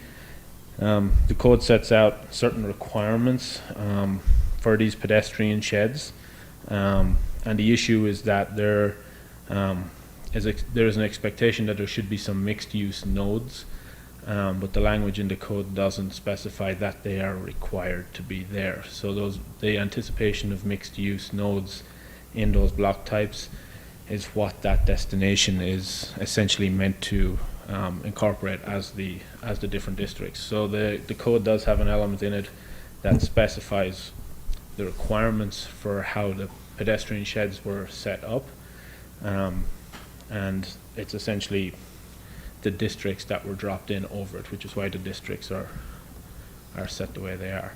So just real quick on that, Patrick, I went back and looked at this again, and for me, I think the code's pretty clear on it. I mean, it gives a definition of what a pedestrian shed is. It then gives a definition of what the character districts are. And as I read through that, that was pretty clear that pedestrian sheds are not the character districts, which is what I'm hearing you mention.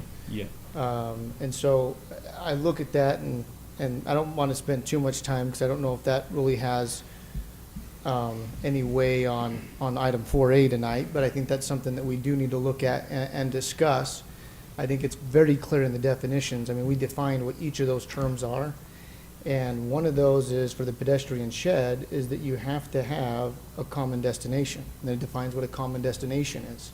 So I would like to go back, and I don't think it would make sense in this meeting here, but trying to understand where you're coming from on that same front. And with that direction, I'm happy to do that. And that's where one of those other inconsistencies exists, that the definitions that you're highlighting are saying one thing, and then there's section 3C of the code that is highlighting something different, and we've a number of examples of that we need to kind of raise with the council and see what direction you want us to go with that. But that section 3C specifies how the pedestrian sheds are to be structured, and it's districts must be sized according to pedestrian shed requirements, which is basically highlighting the fact that the pedestrian shed and the district are kind of compatible with one another. Right. And that's something we need to address going forward, of what we mean by all of these things. I think we just put that down as one of the items to clean up at a future date and discussion item.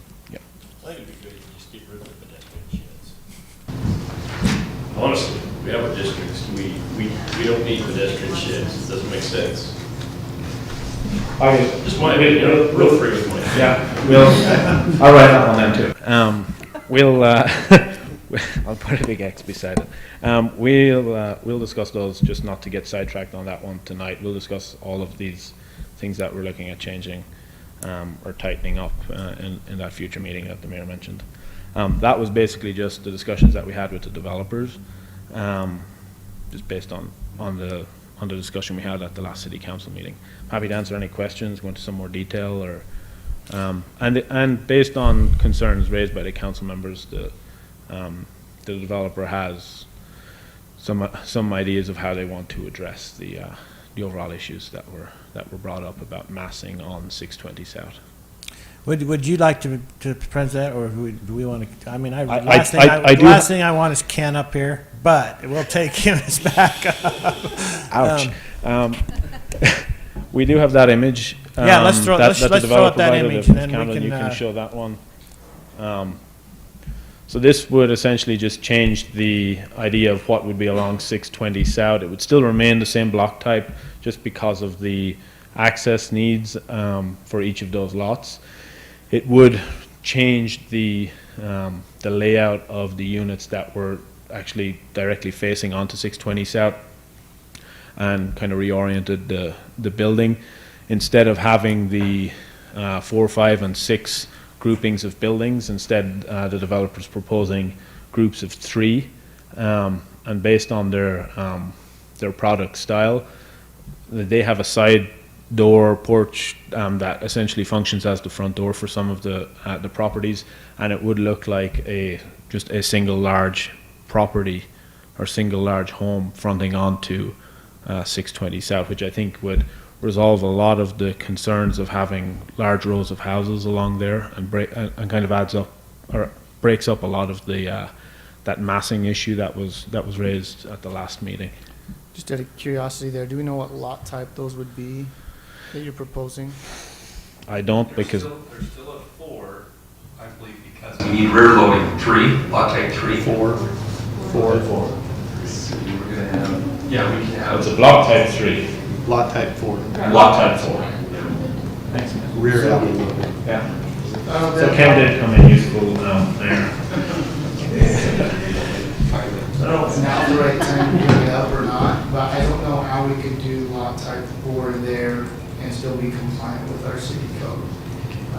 Because the way the code is written is they're not allowed to do more than 8 dwelling units per acre, and that's what lot type 3 is. Lot type 4 allows for 14 dwelling units per acre. And this is going right back to, and I mentioned this to the developer, I had a great conversation with them on Friday. I said, look, when I got, a developer has one thing and a resident saying another, I'm going back to the code and saying, okay, what did we pass, right? I'm not trying to play favor one way or the other. And I'm happy to walk you through that and how I kind of came to that conclusion. But, you know, we had told the residents as we got closer to their homes down there that we were going to do less density. And how that was identified was through our overlay that we had presented. And the block type has to follow the overlay, the lots have to follow the block type, and we restricted those homes right there to only be lot type 3.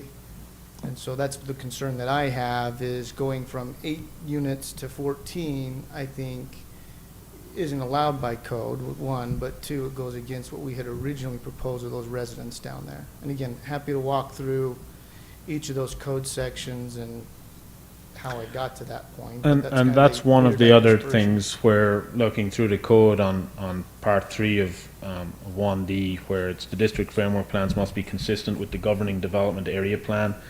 The map that shows that section of code at the very beginning is referencing to shows just the garden district in that area plan, which is why the garden district then, looking at what's allowed in table, where am I now even? We're down in 3A. It's showing the garden district allowing all of those different types. The neighborhood edge would allow up to block type 3, lot type 5 that you could get to the Okay. And then I'm gonna and that's pull you- just another one of those inconsistencies that I'm we going to have. pull you to table 4D, and this is where I think it's very important to look at. When we go to 4D and we look at block type BT2 and BT3, it, I think, is very clear where it talks about adjacencies. And this was the reason for that. And it says that where this occurs, meaning that we have the block type that's adjacent to existing family residential zone properties, a special requirement map must assign LT2 and LT3 at adjacent edges. So I don't know how we can get LT4s for almost twice the density. Yeah, and I understand that concern, and that's part of the problem, where if we have anything other than lot type 1, 2, or if we have lot type 1, 2, or 3, we can't get that rear loading product Right. to stop the self-imposed issue that we have of access onto 620 South. And I guess I understand that. So I don't know how we can go and say, hey, our code doesn't make sense.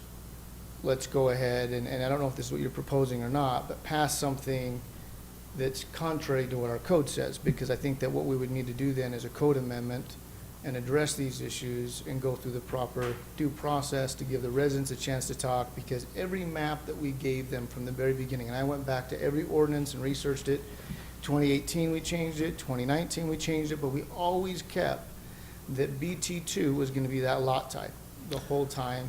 But if you look just to the left of the of that red line where you have that more vertical block type A, block type 3, Yes. adjacent to that as part of another approved development, that is block type 3 also. So it's block type 3 further down along, which is why we have to, our code is requiring that we have block type 3 there to complete a partial block. So that's another one of those hurdles that we have to overcome of, we're being told one thing in the code and then there's another 2 or 3 inconsistencies. Yeah, but to say that we're gonna go double the density of what we said we were going to do, that's where I've got an issue as a council member. And I know that I sat through all those meetings and we told all those residents, just like Bruce Franson got up here and said, right? We all made commitments, we tried to put in the code the protections there now. I think part of that goes to the overlay plan that was amended back in 2019, and that's in table 4A. As we go to table 4A, you can see that that was shrunk down of what was supposed to be block type 2, and it still says it's supposed to be block type 2. So again, I don't know how or what authority we have to change it, because we've already identified. You have that special exception authority that's in the code where there are requirements that the developer cannot meet because essentially the city has imposed an additional restriction by the not being able to access the 620 South. Otherwise, they... Can you point me to where that's at? Because I don't know where special exception exists. I apologize. I read through this zone a lot of times. I didn't see where special exceptions apply. That was the purpose, as I understood it, for the original coming in, is that we had them hamstrung between this code statute and this code, and that was the entire purpose for being here last week, was to have some sort of a acceptance of a special exception, is my understanding. Yeah, I just don't know how we legally can do special exceptions. That's what I'm looking for, is if it's in the code. If it's not, and we wrote an impossible code, then it's up to us to go through the right channels and do a code change. And my understanding is that it is part of the Yeah. current code that allows for a special exception like in this situation. Oh, sorry, council member, I'm trying to scroll down to find the actual area for it. It's one that we had open already, but it's 158 pages long of a piece of code, I was so. more closer and get that in my mouth, but. I was just talking to Rob, not anyone else. While we're looking for that, I'm going to try to, just for the sake of just moving this along, this is a complicated code. There's no question about it. I think it's not meant to be complicated on purpose. We wanted a variety of housing types. We didn't have one developer. We know that some come in and they just plummet the land, and we wanted to make sure that they took care of not only just residential components, but other things, and we wanted to make this a unique development. So it caused to have a very unique code. I'm not sure how familiar, Sherilyn, you are, but as far as what is being looked at here in front of us today, do you feel like we're violating our own ordinance if we want to look at this and consider passing it tonight? As I recall, when this code was initially passed, there is an exception, and I'm just pulling up the code myself. So There was a provision within the code that allowed for exceptions in these particular circumstances. And I just need to find that as well as. Let's find that. Candy, you know where it's at? 4.07, special requirements. Just came off the top of this here. Can't look at the computer. Lucky guess. Yep. So in the TOD code, you're saying section 4, is that what it says? 4.07, yep. 4.07.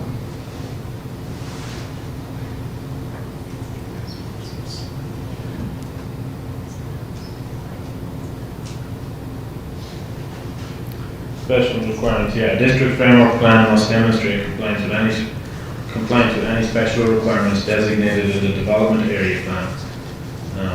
The district framework plan may designate the following special requirements: mandatory connection requiring block plans provided vehicular or pedestrian thoroughfare, and then there's additional language after that, and a mandatory zoning restriction requiring block plans assign a specified category for lots along an edge of a block type. So it's section, it's G, Ken, but not, G, not, thank you. not 7. But I was trying to see, I didn't see any. So I don't see it, I guess maybe that's the difference. I don't see the word special exception. I say special requirements sorry. are required, but I don't see exceptions to the code being there. So what they're saying to me is, hey, there's special requirements that we may have, but I don't see where we can go and change it. I think that's the whole purpose, was this was supposed to start at a big funnel and bring people right down to the lot type, right? And then it goes right back to the overlay that we have out there. And the overlay that has been there since 2019 says that these should be B2s. Now, if we want to change that, then we need to go back and change our overlay. In fact, the ordinance in 2019 says that from time to time. That's why we changed it from the 2018 version. But I guess as I look at these special exceptions, I don't see where this gives us authority to say, hey, because it's very clear in the code, it says this must be lot type 3. So I don't know how we get around that. And then the only reason I'm mad about it is because that's the commitment, I feel like, the protection we put in there for the residents in that area. Going from 8 dwelling units per acre to 14, and I like the developer, don't get me wrong, I'm just trying to stick with the code here. According to their block plan that they have, we're looking at 40% of it being 14 dwelling units per acre and 50% of it being 20 dwelling units per acre, when originally we said we're only going to allow 8 dwelling units per acre. So I'm looking at it, if I'm a resident down there going, okay, you wrote this into your code, how do we all of a sudden end up at 20 and 14 dwelling units per acre? Okay. Sherilyn, what is your mind coming up with? Putting you on the spot, Mayor. I am. I'm looking through this, if I can just have just a minute to walk through this. But again, as I recall, this is a special requirement because the city has put on certain restrictions on 620. And so with that, it would fall under that special requirements section because it can't comply with the other provisions of the code. Can you pull up that section G for me real quick? And if we just take a look at what special requirements actually says, just the written word of it.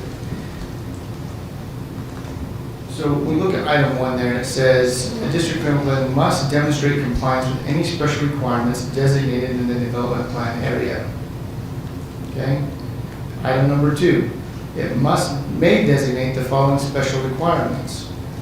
Requiring block plans and vehicular pedestrian thoroughfare and mandatory zoning restrictions and requiring block assignments, which that goes to my argument and supports it.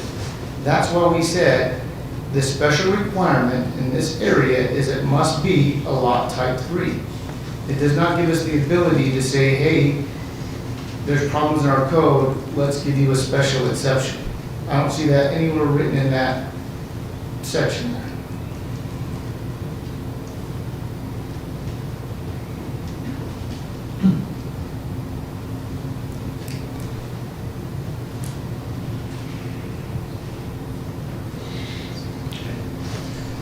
I want to move this along, and then I want to get off it. So, Ken, I'm going to bring you up if you wouldn't mind. Could you speak to that? Maybe we can find something. Where are you laying your hat on this new one as you have interpreted our code? Well, I think, Mayor, it just comes down to your decision tree of hierarchy of what what requirements are more or less important. You know, so the reason we proposed the block type 3, lot type 4 was because we are taking 620 south, your transportation corridor, as number one. And in trying to meet those requirements, we have done so by proposing the appropriate block type and lot types to restrict access to that, similar to what you have already proposed further to the west. Off of 620, it's constructed, it has single-family homes, but they are single-family homes in an identical block type 3, lot type 4 zoning configuration to protect 620 and limit the access to 620. So it's a zoning tool as part of the special requirement. The special requirement is transportation more important, or is providing single-family residents that access onto 620, which one's more important? That's not my decision. That's why they pay you guys the big bucks.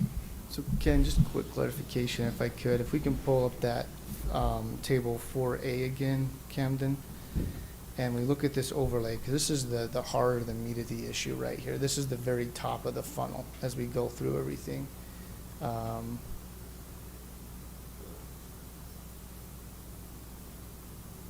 Table 4A, it's going to be in section 4. There we go, right there. So these light blue areas, which we called, you know, our neighborhood zones or whatever it may be. Yep. We have that as a blue color, and that blue color says it has to be lot type BT2. Right. According to this plan. Now, if we look, you're right, further to the west, we've got a green piece right there. Is that what you're talking about, where the higher densities exist? Or you're Well, talking further so west? if you go further back in the original code, that's not the map. I don't know where this map came from. Okay. But this map was updated to show that the block type 3, which is in the green, that was Lakeshore Landing, the first special requirement that we were given to front homes off of 900 West, so that you didn't have single family off of that roundabout and off of the very first major spine that went down into the TOD. So this map was updated to show what the TOD was progressing based on those special requirements. Okay. Camden, I've got you all over the place, and I apologize, but do you mind going to the heading of section 5? And I'm going to have you just pull up just a little bit from section 5 back into section 4. You just pull down a little bit. I'm sorry. You're just pull down about a half inch. Sorry, pull the other direction from section 5. Scroll further into section 5 now. Or section 4. Section 4. The bottom end of 4. Need to be in section 4. Or you can go to the very bottom of section 4, whatever way you want to go. So as we go to the very bottom of section 4, you see those different amendments that were made by ordinances. If you click on the 2018 amendment, that should pop up another window, and it will give you the map that was original, Ken, that I think that is what was intended. This is the map I remember us starting out with and talking with residents on. Right there. Yep. So if It's you go all, to- it's all very different shades of my poor eyesight can't tell which gray is which gray. So. And then as you go down further, I think it's that one right there, Camden, 25. This is the one that, at the gray area, if you don't mind going to the top map there, this shows you exactly where we were supposed to be. So all of those areas were supposed to be block type B2s. And that's what we originally committed to everybody. We wrote it into our code, has to be block type B2. Then in 2019, we changed it to the map that you're saying, hey, I'm not sure where it came to. Sure. And that's where we shrunk up and we allowed that little corridor to not have to be BT2, that we allowed it to be kind of anything on that further western edge. But where this is clearly landing and this project is at, is in that area that requires BT2. Now, I don't really care if it's BT2 or BT3, because when you get further down in the code, it just says whether it's BT2 or BT3, it must, according to the special requirement, be lot type 3. Right. So I just look at it and say, if we're gonna go to almost twice the densities than what we had recommended to the residents and what we wrote into our code, we better have a really good standing as a council to be able to do that. If not, then we need to go back and change our code. So if we go back to those ordinances, the first plan that you showed, I got Lakeshore Landing, the special requirement approved based on the original gray shaded map. You came in later in 19 and created the other map as we went through that process and figured out, oh, we may need to add a couple more roads in the transportation network to further define blocks. You've updated the map. As part of that update, you showed what special exceptions you had already given. And so that's why we're here tonight, to say you can still give as many special restrictions or special requirements as you see fit written into your code. Will there be cleanup work after? Sure, there's always cleanup work. Sure. Because the code was written to be dynamic enough. You know, you don't have this in your R112 zone, you know? I just got to check the boxes. Well, in this big overall scope, he left you as the city council a little wiggle room to say roadway access is more important than what housing type goes against the road. Yeah, and Ken, if we go to table 4D, and this is going back to special requirements, so Ken, this is where I don't agree with the special exceptions. I don't see anywhere where the word exception is used. I see the word requirement, and those mean two very different things to me. But we look at block type BT2 and BT3, we go to adjacencies. I'm going to read the last sentence there. Where this occurs, a special requirement map, that's where special requirements come into play, must assign LT2 or LT3 at adjacent edges. I don't know any clearer legal language than the word must and requirement and assign can be used. And that's where I feel like we gave that to the residents on those edges to say, this is where you're going to be at. And then in giving that assurance to the residents that lived off of 620, then you should have also given them the assurance that 620 would have only ever been a local road, because you can't give one without the other. And that's why we're here tonight, And I don't, because you did. I know, and I don't disagree with you. I think we created a little bit of a hairball, quite frankly. But I don't know if us ignoring the code and what it says that we have to do, I don't know if two wrongs make a right here. Does that make sense? So It does. If we've got a problem, I would suggest that we go back through and we make the necessary code amendments. If not, I think we as a city are setting ourselves up for potential legal action. But you're also, you're wanting to rewrite the entire code for 620, where these same requirements that you have written work for the East Edge District, which is probably what this table was prepared to address, was the East Edge District and the West Edge District, and the adjoining property owners that live there. You know, 620 it's a problem. It is, and we can see, I can walk through the tables and go through it. Table 4B, it's very clear on the Garden District and the neighborhood edge. I mean, we've clearly defined all the way around from the very beginning, kind of this U-shape of protection of lower densities that were supposed to be there. And still, 4 units per acre is still pretty dense when you consider the rest of the city out there, right? I mean, when you look at a different types of area, when we go to the northern end, that's considered a higher density. I kind of find it funny that 8 units per acre is what we consider low density, but because it's inside the TOD. I just feel that commitment to the residents and to follow the code. Now, you're right, maybe we do need to write a special exception part in the code. So maybe we don't have to rewrite the whole code, but be able to rewrite it or redo the map or whatever we need to do. But I feel like if we we do that, we have to give the residents an opportunity for an input at that And, point. and by residents, who are we talking about? Whoever comes and shows up at that point.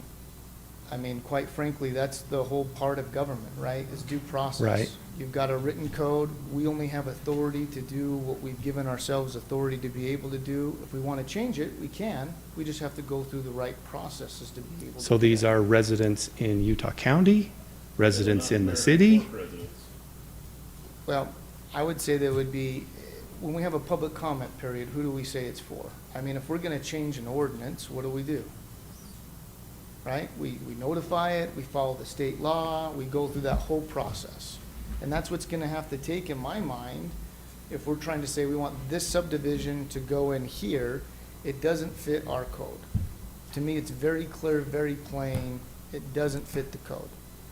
So just like anyone else that wants to come in and put an R2 in an R1 zone, we have to go through certain requirements to notify the public of that, that if they have an interest, they can come and give input. That's what makes, Right, which we did in planning commission. They came, they came and talked about their issues, and we can rehash the minutes, but most of the things they talked about was, we really don't like the bike lanes on 620. We don't like the access on 620. What can we do about 620? We're here to ask the exact same thing. What do you want to do with 620? You set the bar, we can work around it. That's what I think it boils down to, is what is the city's vision? How does 620 function? And in my opinion, your existing TOD code gives you the ability to be flexible. The reason I can say that is because you've already done it twice. Lakeshore Landing, Rockwell Ranches, along 620. This is the last piece of 620. So, Just real quick, to the west of 900 West, there's already a development there. yes. Do you know what the densities were there? That's Rockwell Ranches. Yeah. That is block type 4. So we've Lot already- type 3, lot type 4. So we've already done it. 14 units to the acre. So we've already set some precedents already for this Yes. exact development.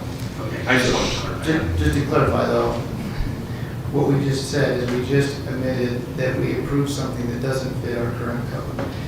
So, I think that's because of the requirement of the corridors, the major corridors, the traffic corridors. Because that project had the same issues that this project has on 620. so I like things to, I like to know what I actually have the legal authority to be able to. I do not believe we have the legal authority to come in and say, hey, we're going to, our code says this, but we're just going to take the authority to approve this. I need to be shown. Oh, I'm gonna, and that's where I'm gonna put Sherilyn back on the spot, okay? I'm gonna say, give us your legal advice, Sherilyn. So, Mayor, I've had an opportunity to speak with Patrick a little bit more on this, and I think the key piece tonight is that all of the issues that are being raised have to do with the block type and the lot plan. The issue presented in item 4A is the district framework. Right. And the district framework may present issues for Patrick when it comes time for approvals of lot plans and block types. But there's nothing in our code that would preclude the district framework from going forward. In talking with the applicant, we've kind of looked, I think Cameron's looking to maybe pull it up, but this, all of the concern is what's along 620 right now, but this district framework is for a much larger project. And so an option would be to move forward with the district framework, understanding that we may need a code amendment to rectify any of the concerns or to take care of the concerns of the lot types along 620. But the top half of that project could still proceed forward now. There aren't concerns with the block type and lot type of that upper portion of the project. It's only along 620 South. And if we could come back then with a code amendment proposal to run through Planning Commission, bring back to council, assuming everybody was open to that change, then it would give Patrick undoubtedly the authority to approve those lot plans and lot types at that time. But the issue is council approves the district framework. Everything else goes through the zone clearance officer, which through our code is Patrick. And so the district framework, as I understand it, there are not issues with the district framework itself. It's simply the lot type concerns along 620 South. That can be remedied, and that's something that we can run a code change through, but we can approve the district framework, allow them to proceed forward on the upper portion of the project, bring those plans through almost as a phased development, and that way the developer would be able to move forward without any concerns of violating our own code. So just out of curiosity, Sherilyn, if we go to section BF, Sorry, what's that? if we go to section BF where it talks about district framework plan submittals, it does talk about assigning block types. So that's just my concern is if we go ahead and we approve this and they get approved with a block type BT3, we've just further complicated the issues where we've given an approval where. Can you specify what that is? Yeah, you bet. So under submission requirements, that's going to be, Camden, section 4B, under submission requirements, the district framework plan submittal must include the following exhibits. And if we go down to B and then 1F, talks about block type, boundaries, ideas, data tables. And when we look at the block type plan, according to what we require, it also has on there assigned the lot type plan. So what we'll be approving tonight will be lot types, block types, all Well, of it that. says block type, sorry to interrupt you, Yeah. it says block type boundaries, but it doesn't say that the block types have to be assigned. And I did, so if we go to this here, the block type plan that was submitted by the developer, all of these requirements are here, and it's required to be on that plan. So what we're approving tonight is basically all of this, because it says it's, I guess then what is? Does that, because all What's of the- those tables are required in the district framework plan? Yes, Because okay. typically the block, at least the lot type, shouldn't even be seen at this period of time. Yeah. I'll go through and I'll show you Nicole again if I need to. We can go through each of that. I promise you, I've read through this a gazillion times preparing for this meeting here. If you look at 1F again, Section 1, boundaries, ideas, and data table, including block type assignments. So we are approving the block type assignments tonight. Those have to be put on the plan. I don't know how much clearer the code gets. I don't mean to be the stickler here, but I really do feel like if we continue to further down the road, if I was a resident that lived down there and twice the density went in and the council approved something without the authority to do it, there's a potential for legal action right there. But we have Thank you done for it bringing that already. up. No, Thank you I- for bringing it up, well, Councilman well, Shelton. I Yeah. think it's important to look at our liability that we have, right? Yeah, And you're right, absolutely. we have already done it, but I don't know if that means that we should continue that forward, right? And that's the only reason I looked this deep into it is, and I mentioned this to the developer, usually you have great trust and confidence in our planning commission and our planning department. It comes up before us, we look at it, we read it. If someone's not throwing a big concern out there, I have great trust in the reports that are being provided us. I did have residents reach out to me with concerns about this, about the densities in this area, because it's now getting closer to them, right? Further west, it didn't matter. So I took that obligation as a council member, said, okay, let me go back through and look at it. As I'm looking at it, yeah, uncovered that we probably have been approving things that probably shouldn't have been approved, but I don't think that's the right basis for continuing it to go forward. I feel like we ought to stick by our word that we gave them in the original and said, keep the densities at 8 dwelling units per acre. That's literally the promise that we made throughout this code over and over again. So if there's a way to come back and say, keep it at 8 dwelling units per acre, however we word that in that area, great. But I feel that's the commitment we made from the very beginning. Mayor, if I could, just looking, and perhaps this is one of those inconsistencies, but in looking at the general provisions of the TOD code, Table 1A talks about approval authority.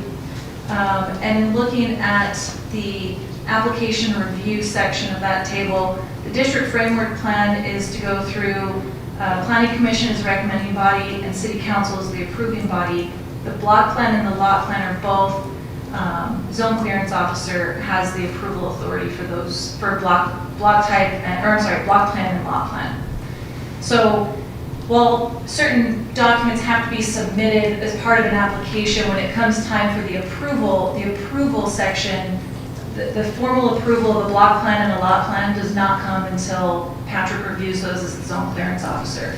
The district framework plan is an approval of district framework plan, regardless of what block plan or lot plan are noted, is not an approval of those block plans and lot plans. Those have to go back through the zoning clearance officer pursuant to Table 1A. They can change at any point until there's a formal submission by the applicant of what the block plans will be.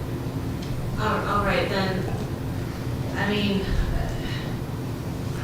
can you go back to the actual, Well, I need to move this forward, or are we done with discussion? Yeah. Okay. Yeah. All right, then I'm going to say, let's move on to 4A, review and action on an ordinance approving a district framework plan for Meadowbrook, located in the area of 500 South, 800 West, located in the Trans-Oriented Development TOD zone. Would you like to make a motion? Yeah. And Sherilyn, tell me if I even need to add any clarification. I'm going to attempt to, but if it's not needed, we can just do the suggested motion. But my suggestion is to move to adopt the ordinance approving a district framework plan for Meadowbrook, located in the area of 500 South, 800 West in the TOD zone, with the provision of altering the block plan along 620 South. I don't know that that is necessary. Okay. Certainly, you have the ability to make that as part of your motion, but I don't believe that it's necessary. okay, let's just leave it the suggested motion then. We have a motion. Would be able to add to that we're just approving the district framework plan and not? That's what I said right up front. This is for the district framework plan for Just the Meadowbrook. district framework plan. Framework plan and not the block type for lot types. I just think that would be good to have in there, so we're very clear on what we're approving tonight and doing not through council, so maybe that's what And I think that's right in line with code, because that is what code states. Okay, so I'm adding to the motion, I'm amending my motion to add that we are not approving the block plan, the block type plan and the lot type plan. I'll second that. Okay, I have a motion by Councilmember Carroll, second by Councilmember Taylor. And I'll call for a vote. Councilmember Barnes? Aye. Councilmember Carroll? Aye. Councilmember Hunter? Aye. Councilmember Shelton? Aye. Councilmember Taylor? Aye. Okay. Mayor, just one more point maybe to bring up, and I know I've spent a lot of time on this, but we also talked about issues on 620. I know that doesn't have many to do with this framework plan, but We have 627, Councilmember, on the next planning commission agenda to address a couple of concerns that we brought up. Okay, thank you, I appreciate it. I think nobody is a fan of the race curve. Is that correct? Yeah. Okay. All right, 4B, review and action on approval of an amended final plat for Edgewater Townhomes at American Fork, Plat 1A, in the area of 300 South, 1160 West, in the TOD zone. All right. These were just changing these were previously approved plats. It was just changing the ownership of certain areas of it. For the most part, there were no major planning concerns. There is an issue that was brought up in consultation with Sherilyn, and we've discussed it with the developer about an access issue and just issues over ownership that the applicant's working through at present. And great. So they can. Well, let me ask you That this. sounded bad. Is your presentation going to help you or hurt you? Well, does the council have any concerns? No. Then I would suggest that you just let us do our work. Serious. So that for 1A, 2A, 3A, I didn't have anything. The only thing that was brought up by our attorney was that there was the condition from the planning commission meeting. Perhaps we keep that similar condition on it. And if that has been resolved, well, then that solves the problem and it can move forward, but it's just a safety net. Okay. Would that hold true for B, C, and D? All of, I mean, we're just changing ownership and through this, That was it, through the wasn't it? amendment. For each of the plats, it's just a little change. Yeah. Okay. I appreciate and I don't doubt that everything's been resolved. I haven't had a chance to review everything, so I would just ask that, that council look at the suggested motion and still leave those contingencies in there. If it's been resolved, great. But that way, just in case there's any other issues, we can take care of it that way. Okay. Any other questions on 4B? I'm just trying to geographically play this in there. This isn't, is this the same boundary issues that you had with the farmland? Okay. So, as well, have we remedied that retaining wall? The retaining wall is a separate issue. So the issue that we had, that planning commission's motion was contingent upon, or the condition that was put in there was a boundary line dispute. Some of the deeds, they were done incorrectly, the boundary line agreement and whatnot. That, it sounds like, has all been remedied. I knew one portion of it had been remedied. The second portion of it, we were still waiting on. It sounds like they've been able to finalize that. This has nothing to do with the retaining wall. This is solely the plans, the plat themselves. Got it, but I still. There are still concerns with the retaining wall. I know engineering is still looking into a few things. I've had a number of conversations about that with our engineering staff. I haven't gone down there and walked it. It's not good quality to show. So for me, when I look at a project and approving something further, I'm taking that into account and consideration, right? So I'm hoping that that can be remedied as quickly as possible because we're just waiting for huge issues down in that area. And I don't know if you were the ones that installed it. I think you purchased it after that, but unfortunately assumed such an eyesore. So whatever we can do to remedy that, I would highly recommend. I've been down there multiple times myself, met with the property owner. And just as a side note, there is still a bond on that that Right. has not been released and will not be released until we get to the bottom of the issues with that retaining wall. Hoping that bond is enough. And that's all we can do is what we can at this point, but the development is different than really what they're looking to do tonight. And I will note that only one of the plats, and Patrick, you would know which one, probably, maybe, only one of the plats is actually affected by that. Well, there's two. The two. There's 2 up to 3. 3A was fine to move forward. So even without that language in the motion, 3A is fine. It does have multiple other accesses. And it's not for the entire plat, it's only a certain number of lots within the plat that issue is with on 1A and 2A. Any other questions, council? If not, I'd entertain a motion. Mayor, I'd move to approve the final plat of Edgewater Townhomes at American Fork Plat 1A located in the area of 300 South, 1160 West in the TOD zone, and authorize the mayor and council to sign the plat and accept the dedications with instructions to the city recorder to withhold recordings of the plat subject to all conditions identified in the public record associated with the March 16th, 2022 Planning Commission meeting, and conditional upon the applicant resolving the property dispute along 1160 West prior to the recording of the plat. Prior to recording the plat. Okay. Second. A motion by Councilmember Taylor, second by Councilmember Barnes. I'll call for a vote. Councilmember Carroll. Aye. Councilmember Shelton. Aye. Councilmember Barnes. Aye. Councilmember Taylor. Aye. Councilmember Hunter. Aye. Okay, item 4C, review and action on approval of an amended final plat for Edgewater Townhomes at American Fork, Plat 2A, located in the area of 300 South, 1160 West in the TOD zone.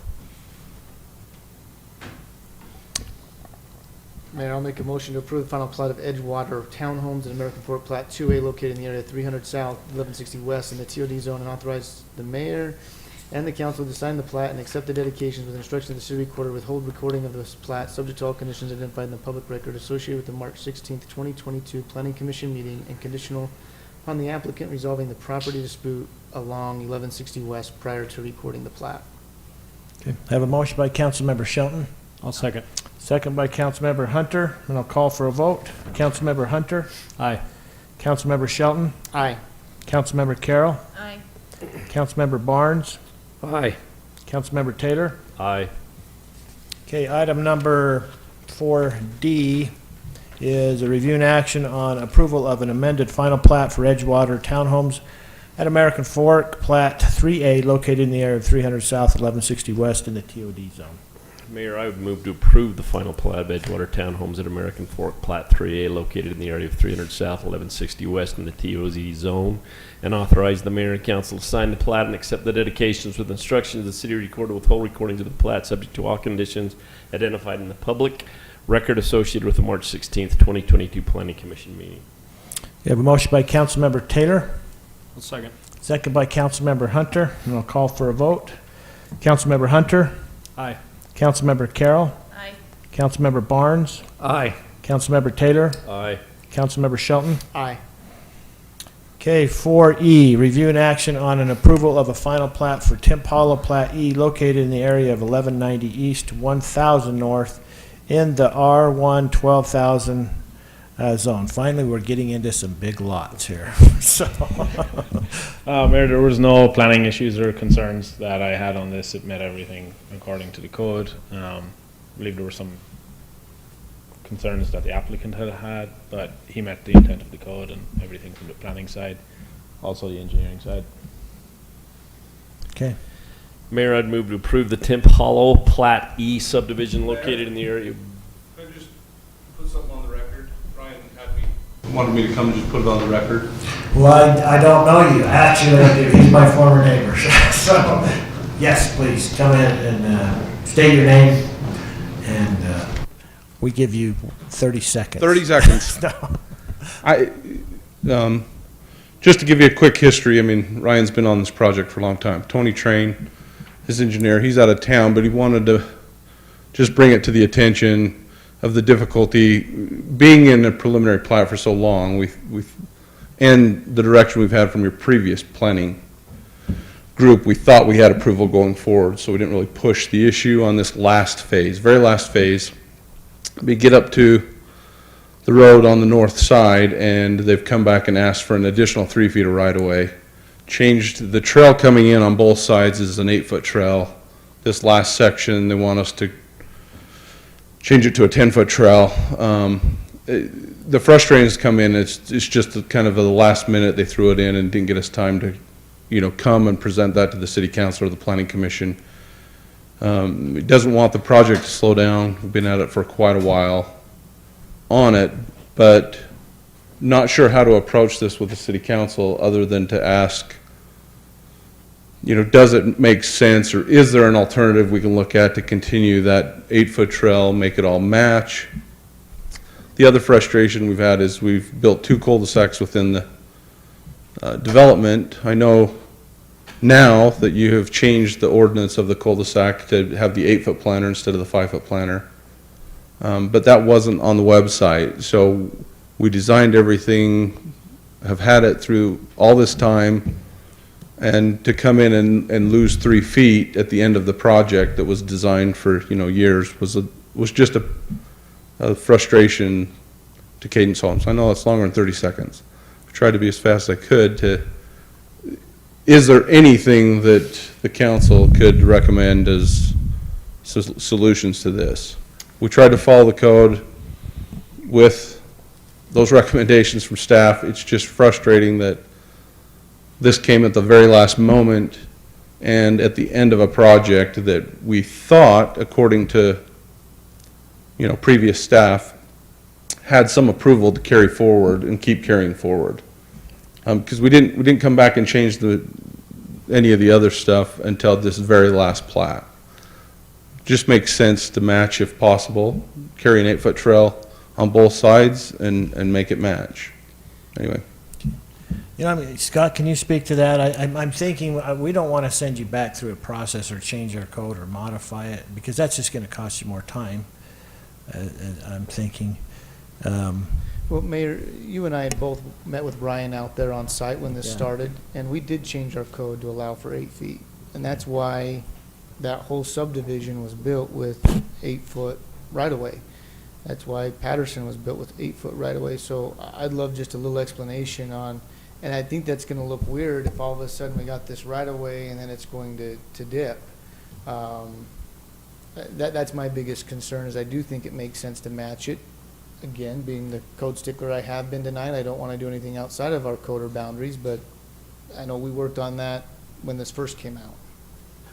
Yeah, the first discussion when we started was this exact conversation. I think that was probably about 5 years ago. Yeah. Maybe longer, and things do change. Go ahead. Mayor, one of the main issues that I think Tony brought up, and when I spoke to Ryan about it, was that they had the preliminary plan approval, and there's that section of code that preliminary plans are valid for a year, and then the applicant has the responsibility to extend it if they want to extend their preliminary plan approval longer than that if they haven't been able to get the final plat. That wasn't done in this case, which is why I think we're in that situation of where things changed and now there's a separate requirement. So that's just for additional information of where that change occurred. What, just so I can learn from you tonight, I mean, what is that process to extend it? Is it just coming in with a written letter that says we'd like to? It's just petitioning. It just goes to planning commission. It doesn't come to city council. It would have just been going to write a letter to me or just request with the chairman of the planning commission to extend the preliminary plan approval. That was all. That had already happened. Some of the direction we had from Adam was that it was happening with final plats. So most other cities, if you're continuing to go through the process every year on a final plat approval within a large-scale subdivision, it's just kind of understood that the preliminary is being extended as part of the final plat if you get an approval. That was an assumption we'd made with your previous planning staff. And so when this came up, and the comment I got from some of your planning staff was, you have to have it resubmitted today or it's going to be pulled off the agenda. I just hurried and fixed it and sent it in so we could continue down the path. But it's just, I don't understand, but most other cities allow, if you're going to do a mass preliminary plat to show a whole area, the reason you want to do that is so that it all gets planned. So the reason we meet with you, we design all the 8-foot trails, we make it all work, we make it a consistent thing. Yeah, there are going to be some codes change. Most cities have in there that preliminary was approved because of all that design to work together. So to just throw it on these 3 lots, to have all of a sudden it veer out, it didn't feel right. And so Ryan just asked me to come in and just say, is there anything we can do without creating a really slowdown? Anyway. Yeah. Well, is there consensus amongst the council they want to look at just making it conform, and then I'm just going to ask, what's the hurdle? You know, what's the time and the process to make that happen? Mayor, I was not involved in this. Don't, and I readily admit, don't totally understand it. But if somebody's been working on something for 4 or 5 years or whatever time frame it's been, and we have created some of the problems, I understand that, and everything else. There's a saying, once begun is half done, or something like that. I don't understand why we can kind of approve it and then change it later when it's still being worked on. But I understand there have been a lot of changes and everything else. So what I'm saying is, I think it ought to stay the way it was first presented, so it doesn't look funny, as I think I heard Clark say over there. Yeah. We're talking about 3 lots. Yeah. In the middle of a whole bunch of The whole stuff. thing planned, so the preliminary, whoever dropped the ball, you dropped the ball, you didn't get the renewal. But for us to go in and change everything for those 3 lots is gonna look goofy. It doesn't look like good planning, in my opinion, and it would just make the most sense for me in just my opinion, to be able to figure out how we could go back and rectify that so that without, bringing this thing to a halt. They've been good to work with. It just, for 3 lots, it just doesn't make sense to me and I understand there was reasoning for the change, but in those 3 lots in that entire subdivision to take on that 10-foot trail and the other setback, it just doesn't make any sense to me. What about the size of the cul-de-sac? Because that's also being So- requested. Just real quick, I wanted to bring it up on that topic. I just found its ordinance back in 2016 is when we did it, November of 2016, and it's still in our code. And it gives the cross sections that you have. Is this a minor collector or what do we have here? Is this a local road? The cul-de-sac's a local road, 11. Yeah, so I'm just looking at the 8-foot sidewalk. I mean, it's right in our cross sections and our drawings as being an 8-foot cart path. So I don't know. If there's a way we could come up with a solution that the preliminary really was vested, then it's a done deal. The cul-de-sac was fine, the collector was fine, it's just, everything was designed, it was approved, we were moving forward, we submitted, it was just on the 11th hour. And understand, I mean, you've changed some codes. Me and Ben got in a little argument because I'm like, no, you haven't on your cul-de-sac. It's not on your website anywhere. So he had to go pull it from the city council meeting. So we've been designing on something that we didn't even know got approved. It wasn't on your website yet. So. Did you guys turn in a phasing plan at all? Yeah. It was all phased. We showed exactly. Phasing plan? Yeah, we did. Well, let's go look at your phasing plan. Yeah. The reason why this one we held out to the very last is we're hoping to potentially have a church. So, but we did submit it as lotted out preliminary because we wanted it to be consistent. So yeah, there's phasing in there. We called it Phase E. We saved this one for very last. It was going to be first, but we saved it just in case the church needed property. They found another piece, so I mean that's why we've waited to the very end on this one. But if there's any solution we can come up with, the preliminary really has some vesting somehow, then it's moot. You just approve it to make it follow the preliminary, and we should be okay, if that makes any sense. So I think it could still be approved tonight, and then we will verify that phasing plan and make sure that it meets the same as the previous plans. They should be all consistent. The only concern with that is what we're looking at tonight has those changes. So if we're approving it tonight, I guess what we could do is approve it tonight. If we go back and look through the phasing, we could bring it back to council at a subsequent meeting to basically allow that to comply with the prior development. Really, I understand where developers coming from. I understand where council feels on this. The requirements from staff were simply based upon complying with the code. But I don't know that anyone on the staff end has any significant concern with allowing it to match up. It's just the idea of complying with the code as it's written. So we're more than happy to go back and look and see if we can find a phasing and perhaps bring it back to the next council meeting. But for the sake of moving forward, approving it tonight as is. I had a good conversation with Brian about 5 o'clock today when I finally got time to give him a call. And he mentioned that as long as he's got approval by May, he's good to go. So I think that I'd hate to muddy the waters by approving something and going back and redoing something. I think it just makes sense to say, hey, let's table this to next meeting. Let's go ahead and give staff the opportunity to look at it and see if we can rectify the old plan and then bring it back at the next council meeting. That should be, Tony, you should have all of that. So it won't be the staff rectifying anything, it'll just be, showing us the phasing plan. Just a due time frame from our side. I mean, if we can bring that back to the council in 2 weeks, we would do that. We can, if we feel like, if you get right on that, does staff feel like they can look at it and review it? It should be. From my side, yeah, I'm just Rebecca and her team taking it. Yeah, we don't want to complicate things, but just good engineering. I think if we can come up with a simple solution, it's the right decision, so how we go about that. Anyway. So Mayor, I'll just make a motion to. Well, ta- that's, we have a motion. I didn't get through it. Okay, you didn't get it through. Okay, go ahead. I'll make a motion to table this item to next meeting. Okay, I have a motion by Councilmember Shelton, Second. second by Councilmember Carroll. I'll call for a vote.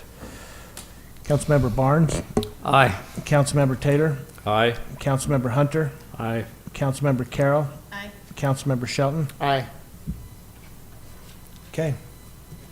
Do I have a motion to adjourn? So move, Mayor. I have a motion by Councilmember Hunter, Second. second by Councilmember Taylor. All in favor say aye. Aye. Okay, thank you.